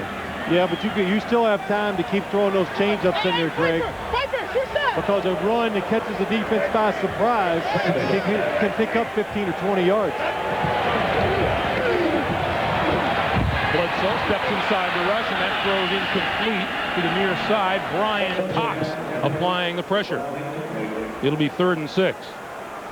I know this is not the best offensive line in the league with John Abraham limping off. You know, Al Groh told us a few weeks ago that he likes to keep John Abraham fresh and doesn't give him a lot of snaps until the 4th quarter. But when you play as well as he's been playing, it's hard to keep him off the field. You got to get him in there to see what he can do. Over the middle, that's complete for yardage. Here goes Terry Glenn inside the 30 and close to the 25-yard line as time runs down here in the 3rd quarter. 17-yard pickup, and that's the end of the 3rd with the score. The Jets 31 and the Patriots 10. We'll come back after this message and a word from your local station. You're watching the NFL on CBS. Wind has picked up here as we begin the 4th quarter, and we approach 6:20 here on the East Coast, and John Abraham being tended to after he limped off the field. 5 wide receivers for the New England Patriots as they go to work. Bledsoe goes down again. Sean Ellis, who was picked exactly 1 slot ahead of John Abraham at number 12 overall. Number 92, Sean Ellis on the outside, working on Bruce Armstrong. And Bruce Armstrong, think about it. He's been getting beat outside all day long by John Abraham. Sean Ellis, a different type of rusher. Armstrong protecting the outside. He pushes him, goes right underneath him. 6 sacks of Bledsoe today by the Jets.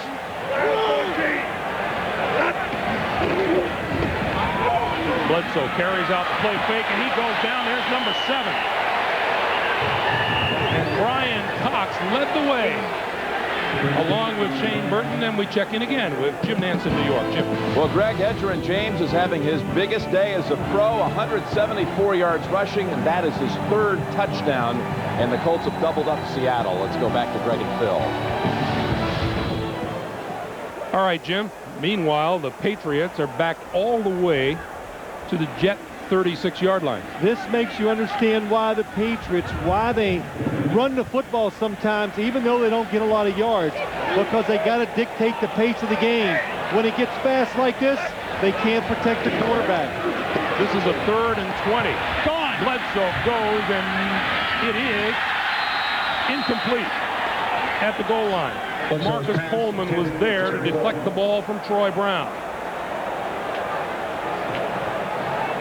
Now that time they kept people in to protect Drew Bledsoe, but the Jets are in the perfect zone here. Marcus Coleman's there. You see the safety Scott Frost coming over the top. Marcus Coleman didn't go for the inside fake. Boy, Terry Glenn, good job of attacking the football. Almost goes up and gets it. When we watched him in practice Friday, Phil, he didn't drop 1 pass all day long. 4th and 20. Bledsoe going for it out of the shotgun. He throws over the middle, intercepted. Victor Green, his 2nd of the day, down the sideline with blockers in front of him, and Green finally brought down by Tony Simmons. 13:33 to play, a 37-yard return by Victor Green. Take a look at that interception as Drew Bledsoe very despondent on the sideline. He was very upset on the sideline, and here's why. He's going to take a shot down the field. He wants Tony Simmons, here he is, to cut in front of the safety. He doesn't, and I'll tell you what, he was irate on the sideline. So Tony Simmons, I can read his lips. And you know what? I understand what he's saying. He took a chance. The chances are it was going to be intercepted, but you got to go in there and fight for it if you're the receiver. Curtis Martin running room right side and stays inbound. Is all the way inside the 35-yard line. Ty Law made the tackle, but not until Martin tacked on another 21 yards. And I noticed on the sideline when I looked over there, I could see Drew Bledsoe still very upset. And I saw Bill Belichick go and talk to him, so I'm just speculating, but I think what he was telling him, we're going to change quarterbacks maybe. Today marks the first time this season that Bledsoe has been intercepted twice in a game. He came in with 9 touchdown passes, 3 interceptions. Richie Anderson inside the 30 to about the 29-yard line. And to make matters worse for New England, it has changed the weather dramatically. And you were right, Greg. I said the wind's not blowing. Well, the game is not over because it has picked up here in the last 10 to 15 minutes and just makes it tougher to come from behind. Clock continues to move, 12:20 to play, and Bledsoe still having a conversation on the sideline with Tony Simmons. Although this one a little more calm. Oh, yeah. You know, look, it's a competitive game. You got to yell at some teammates every once in a while. They understand it. The pitch for Martin. Martin tries to turn the corner, is knocked out of bounds at about the 28-yard line by Lawyer Malloy. Another new play, a little option play. Except Vinny didn't carry it down the line enough.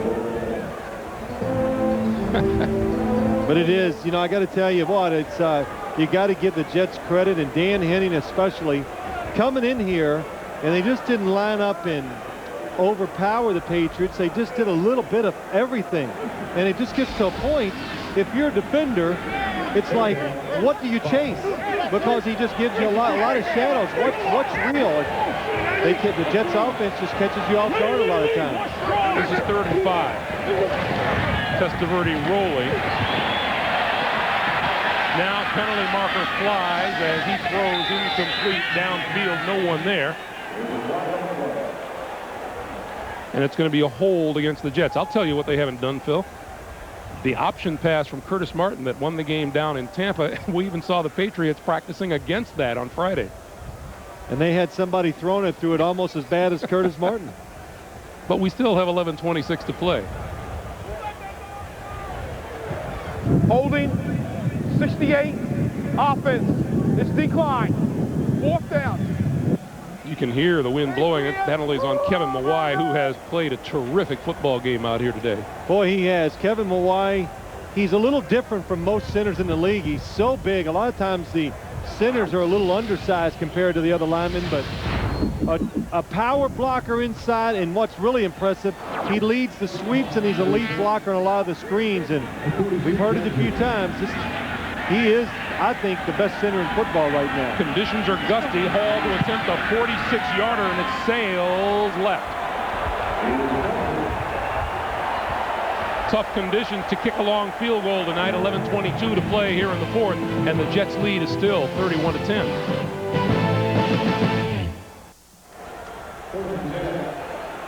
As we come back to play, Drew Bledsoe is still the quarterback for the Patriots, and he comes out throwing over the middle. That's complete, and that'll be a 1st down. Eric Bjornsson across midfield and into Jets territory, and it appears the Patriots will go. No, they're going to huddle up. They faked you out. You know, I speculated they were going to take Drew Bledsoe out just because I saw Bill Belichick go and talk to him, and he got so upset that I thought, well, that's got to be the reason why. Kevin Falk. You know, it just occurs to me, Phil, we were watching practice, Charlie Weiss was screaming and yelling at Tony Simmons because he gave up on a long pass downfield. And we were kind of standing there on the sideline kind of laughing and go, well, no, Charlie Weiss is taking this route pretty seriously. Well, yeah, I think that, well, Bill Belichick is a coach. They coach hard. They correct the players on the field, and they don't do something they like. Over the middle, there's Tony Simmons, and Simmons grabs it inside the 30-yard line, and it's a 1st down. Now they're going to go hurry up. See if the Patriots can get a score here. They don't have to rush and go crazy here. Just get a score, pressure the Jets to keep playing the game. That's what you want to do. From the shotgun, with time, and throws it complete. Bjornsson heading to the sideline. Roman Pfeiffer drags him down, and we have a marker down.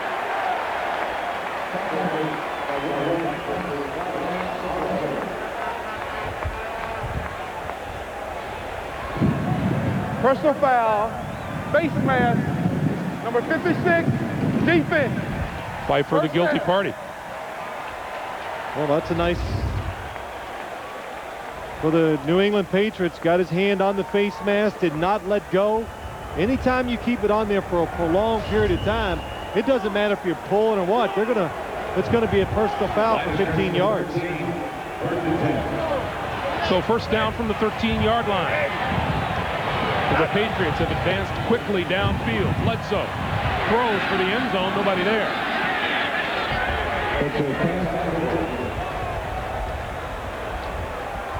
Second down.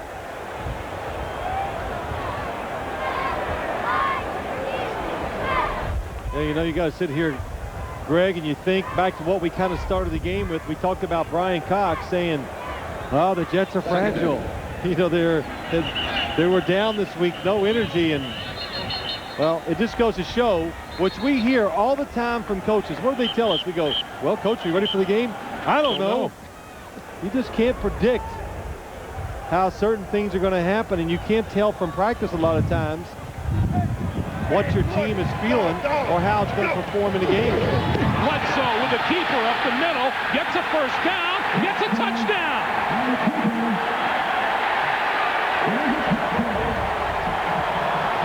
How's that for the unexpected? Boy, that was the old goose play. Walk up behind the center. Damian Woody, they must have worked on it. No snap count. They get rid of it quick. Look at that. Nobody in front of Drew Bledsoe. 6'5", about 240 pounds. He uses that size to his advantage to score. His first career running touchdown in his 113th career game. Well, patience is a virtue, isn't it? The extra point is good. 9:38 to play, and the Patriots jump right back with an impressive drive, and that old running back, Drew Bledsoe, gets himself a touchdown.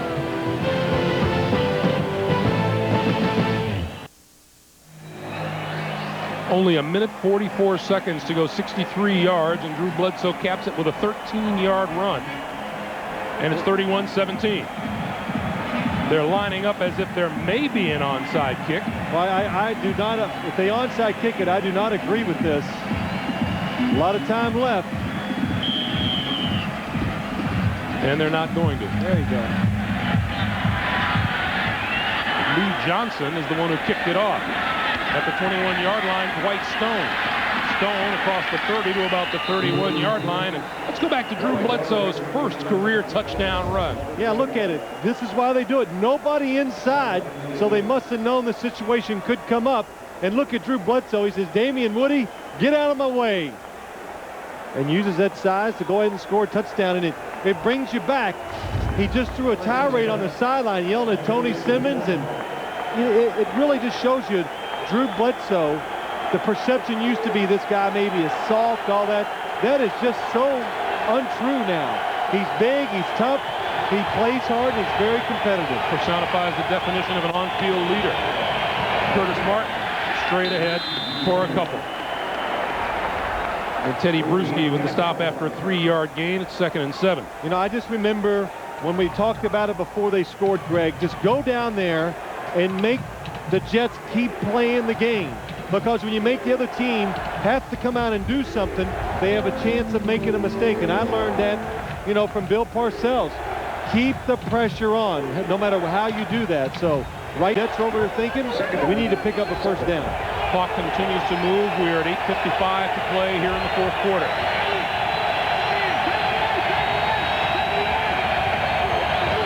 Testaverde to throw. Far side. Complete Quebec. At midfield, it's a first down. Only his second reception of the day. That one good for 16 yards. Well, Wayne Corbett waits to the end of the game to come alive, and what they do this time, they block everybody up. And look at Corbett against Otis Smith. And Otis Smith, of course, he's got a back pedal. He's by himself, and Corbett is running full speed towards the outside. The protection allows Wayne Corbett to get wide open.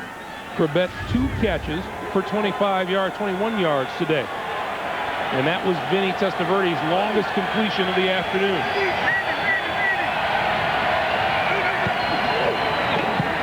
Curtis Martin dodges one tackler, can't dodge the other. But I'll tell you what, that completion to Wayne Corbett was big. It enabled the Jets to run more time off the clock, and it changes field position. So even if New England stops them here, they're going to have to probably go 80 yards at least to score another touchdown. Oh, Wayne Corbett has also been having a pretty rough afternoon out there on the field today. He has taken his licks. 2nd and 13. The ball at the Jets' 48-yard line.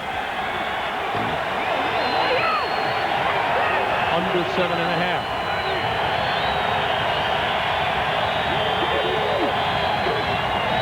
Testaverde throws out here in the flat. That's complete to Richie Anderson. And Anderson inside the 45-yard line of the New England Patriots. Lawyer Malloy, who's had a busy afternoon, comes up for the stop. Well, this is just a nice drive by the Jets, though, Greg.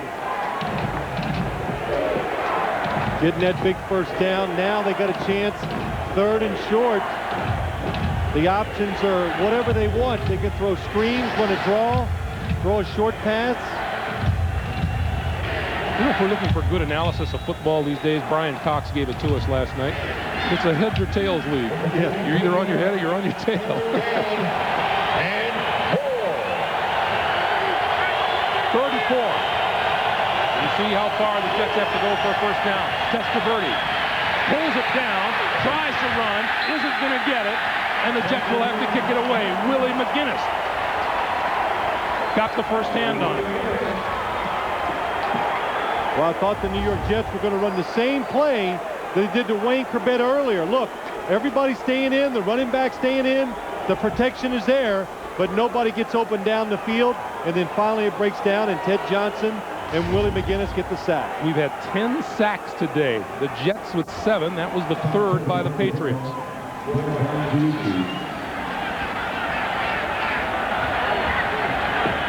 Troy Brown standing inside his own 10.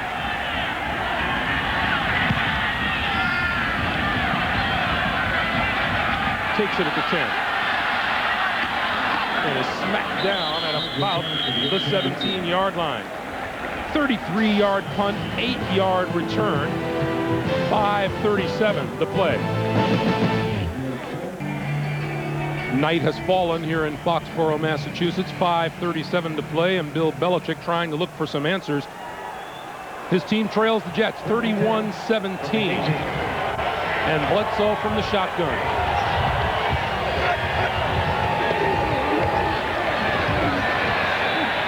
Slides to the left, throws. Kevin Falk out of the backfield, and he is met and hit at the 23-yard line by James Farrier.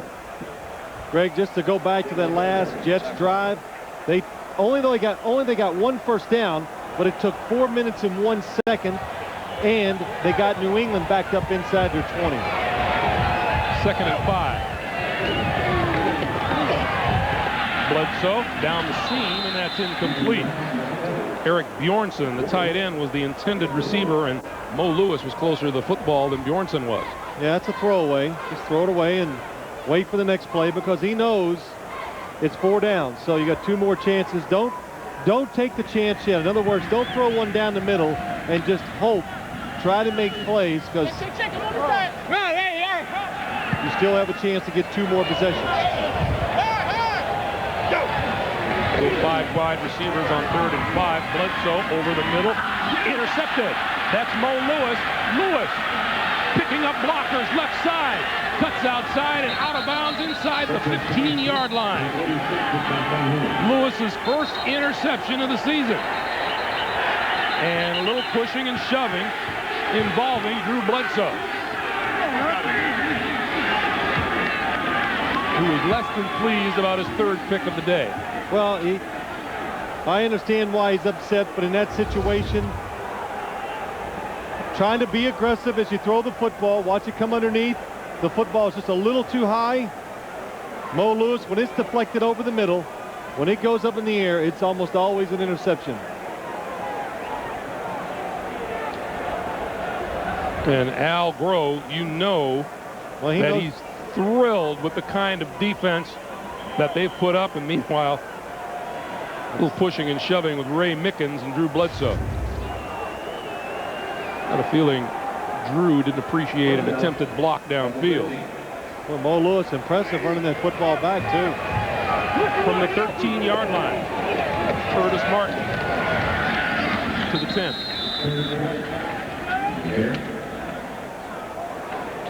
When Bill Belichick is asked after the game, he will point to 5 Patriot turnovers.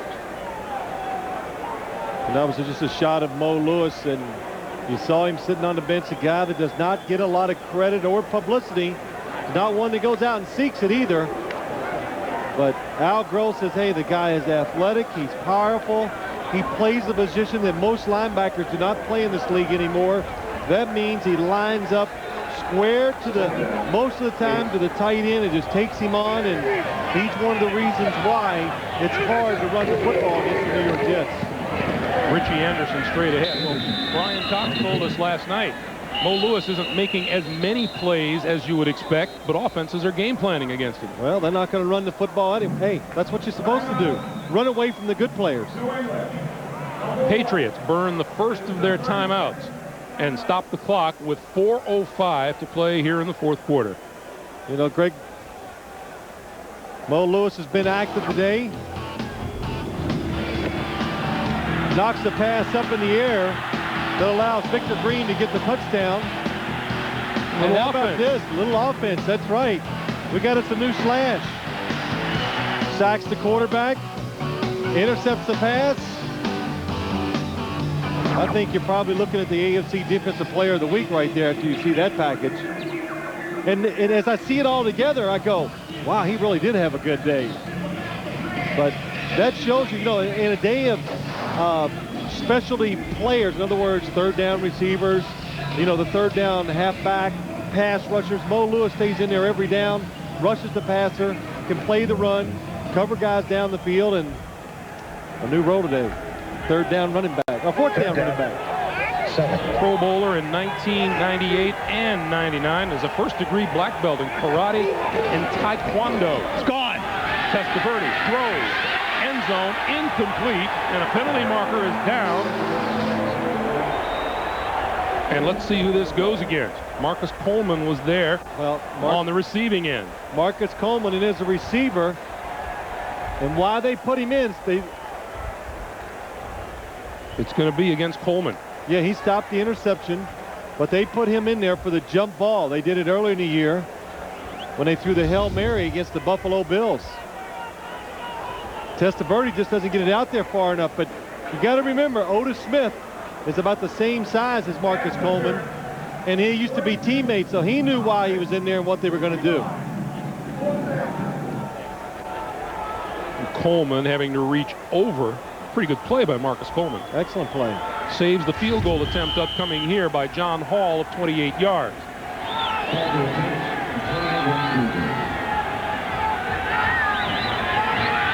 Hall's kick. Not the prettiest field goal in the world, but it went through. So there's a little wind down on the field right now.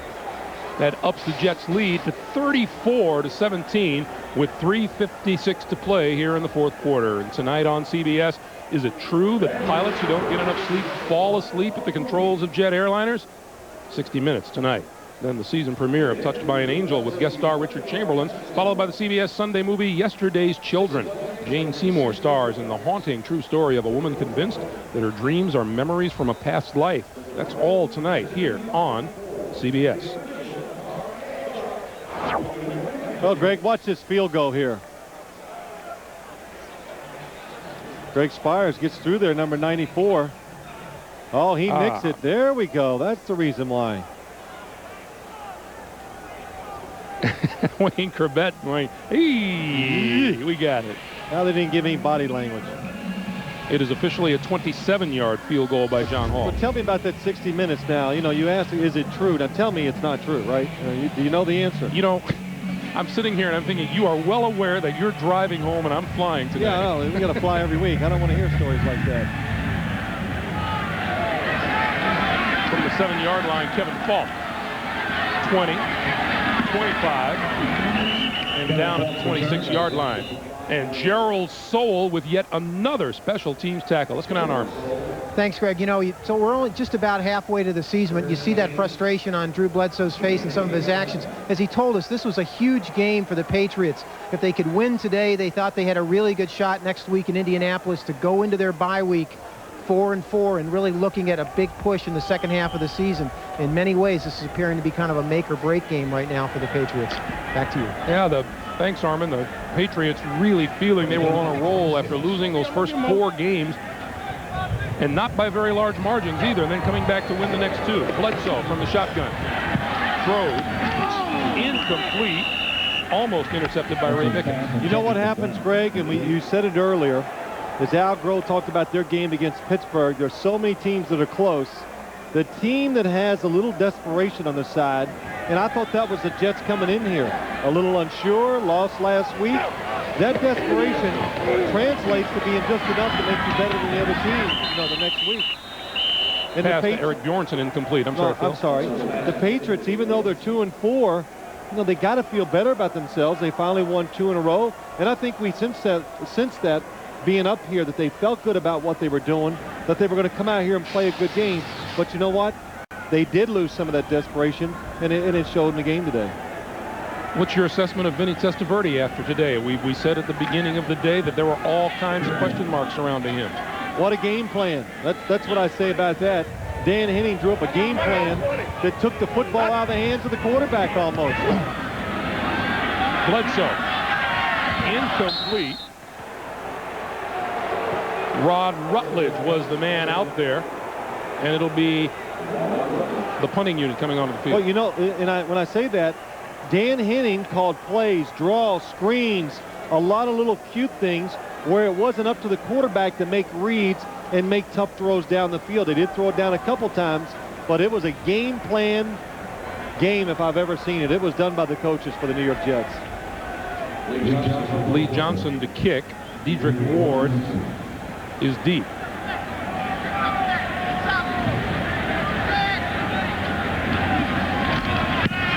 Gets it away under the rush. High kick. That'll bounce at about the 35 and take a jet bounce, and it's down at the 37-yard line with 3:22 to play. 37-yard punt by Lee Johnson. So a perfect game plan for Vinny Testaverde in his physical state. And it makes so much sense. Why didn't I figure this out before the game? Just got to get on this stuff, but it makes sense. You got a quarterback that's unsure, who got hurt last week, and you go into practice, you go, well, hey, let's don't let the game be in his hands that much. So they came out and ran a game plan like a lot of coaches do with young quarterbacks in the National Football League, and it served them well. It kept New England's defense off balance, and that was the difference. Martin will try the right side, add a little more yardage. Midfield, 45, and out of bounds just short of the 40-yard line. The other part of that game plan, which works really well, is give the football to Curtis Martin. Well, that's right, too. But, even with Curtis Martin, what he did, it was still well-designed, draw plays, like real slow draws sometimes the weak side that worked real well. And look at that game. 31 for 146 and 3.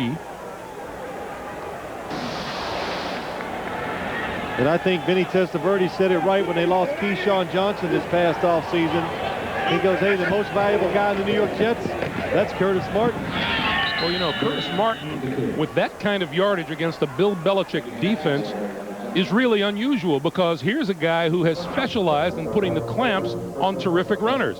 Now look at this. Well, that hat might not fit today, the defensive wizard, but look what they've done against everybody. Well, that's a lot. The kind of game Edgerrin James had today. And Curtis has had himself, well, it's awfully good day. Curtis Martin can run with power, even though he's not a big guy, but the best thing he does, he can make people that you don't block, he can make them miss entirely. Not that time, as he goes down at the 45-yard line. And maybe, Greg, that's a good example of what he does too. He knows when to give up. Don't take a beating. That's why he's been so durable, because he doesn't take those big hits and get wore down as the season goes along. And the Jets, New England has called a timeout. They're second. They have 1 remaining, and it stops the clock with 2:23 to play. Well, this will be a tough week for the New England Patriots now, as they come to, now you're sitting at 2-5. You're going to go down to Indianapolis and play the Colts. Hey, they're mad. You just beat them. So that you got that going against you going into the Dome. So it's going to be, boy, we heard Brian Cox talk about the Jets lose. They didn't have energy. It's going to be a tough week of practice for the New England Patriots. The Colts went out to Seattle and spanked the Seahawks. Curtis Martin's 33 carries today are season high. It's 3rd and 13. Martin left side. Maybe a yard on the play, and the Patriots use their final timeout to stop the clock at 2:17. The only stoppage of play they'll get between now and the end of the game is the 2-minute warning.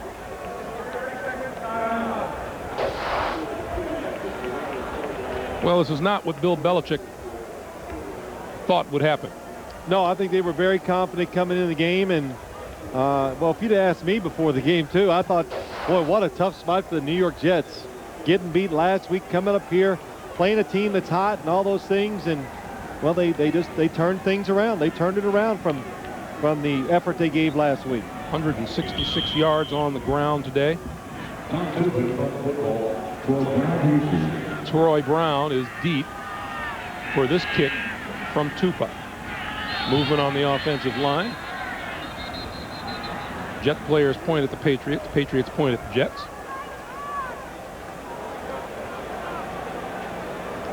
That's what I used to do to my brothers when my mom said, "Who did that?" And he did. I'll point to the other guy.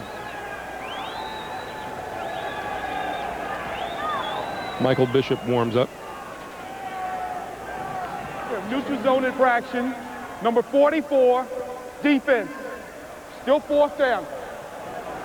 That's against Harold Shaw. In my family, there were no pointing fingers. It was just assumed it was me.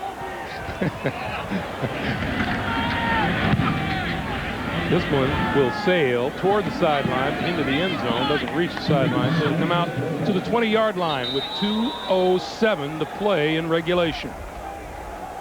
And Drew Bledsoe is on the sideline as Michael Bishop comes onto the field to run the offense.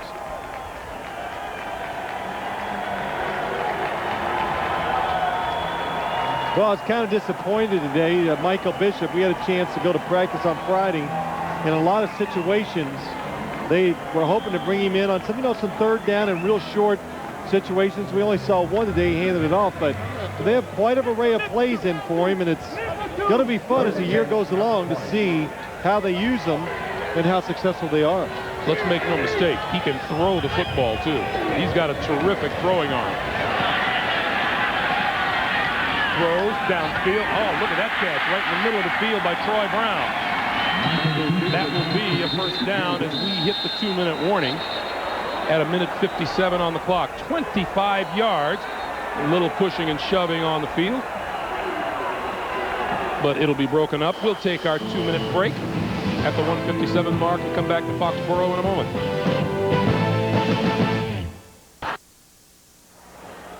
Foxborough Stadium from on high as night has fallen. 1:57 to play here in the 4th quarter. Michael Bishop at quarterback on first down. From his own 44-yard line, out of the shotgun. Bishop throws, that is underthrown, incomplete.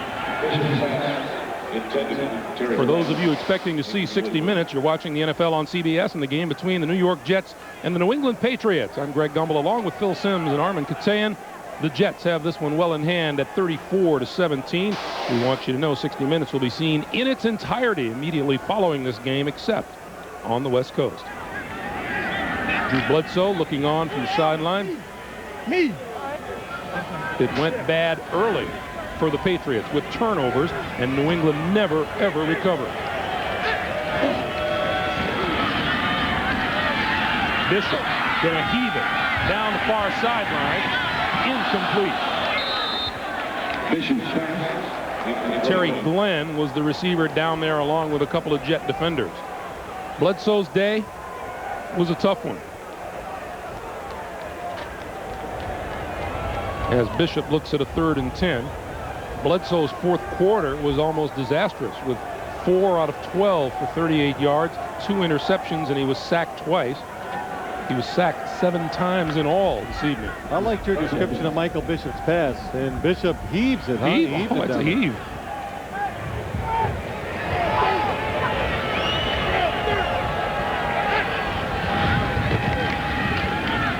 Bishop looks like he's going to heave another one. Oh. Incomplete. You remember Drew Bledsoe telling us he throws it as far live as he's ever seen anyone throw a football. Yeah, in person he says he can throw it about as far as anybody I've ever seen, and it's really not the distance, it's how high he can throw it. And Drew Bledsoe is not one of your weaker arms around the league. No, that's true. Minute 35 to play, and on 4th and 10. I would have liked to see the Patriots just run some plays. In other words, give Michael Bishop just a chance to throw some normal pass plays instead of just throwing it up for grabs down the field. 4th and 10. Bishop throws out of the backfield, complete to Falk, and Falk across the 45-yard line gets enough for a New England first down. Mo Lewis dragged him down. Mo Lewis has had such a tough game out here, it has worn a hole in the seat of his pants. 12-yard pickup. Penalty marker down. And Bishop throws for the end zone. It is. Looks to be intercepted by Aaron Glenn. And if this is a holding call back in the backfield, the Jets will decline, and it'll be a touchback. And chalk up another interception for the New York Jets.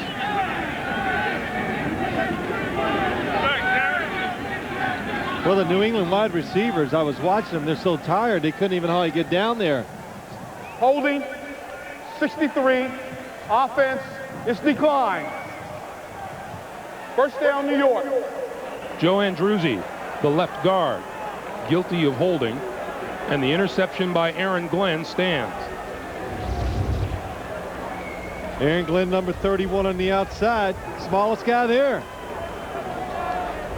Goes up and gets the interception. This is like pass rushers at the end of the game. They love to get to the quarterback, and defensive backs, they want those interceptions and those jump ball. As you're fond of saying, Aaron Glenn is listed at 5'9", 185, so you know he's smaller than that. 6th turnover of the day for the Patriots, by the Patriots, and the Jets will put this one away. Well, you know, Vinny Testaverde, that smile on his face indicates exactly how he feels inside, because as he talked to us last night, he weren't really sure of how Vinny was going to come out here today. If you made me say yes or no, I said no, he's not going to make it through the game today. He made it sound like to us, any hit, any contact, I'm going to be out of the game. But again, the Jets game planned it. They did an excellent job. And I looked at New England, what they did today, maybe they were too aggressive and went outside of what they can really do, and it backfired on them. The final 21 seconds will wind down. And the New York Jets will go to 5-1. They come into New England and knock off the New England Patriots by a score of 34-17. Pretty good performance by the Jets, Phil. Once again, our final score, the Jets 34, New England 17. Coming up next.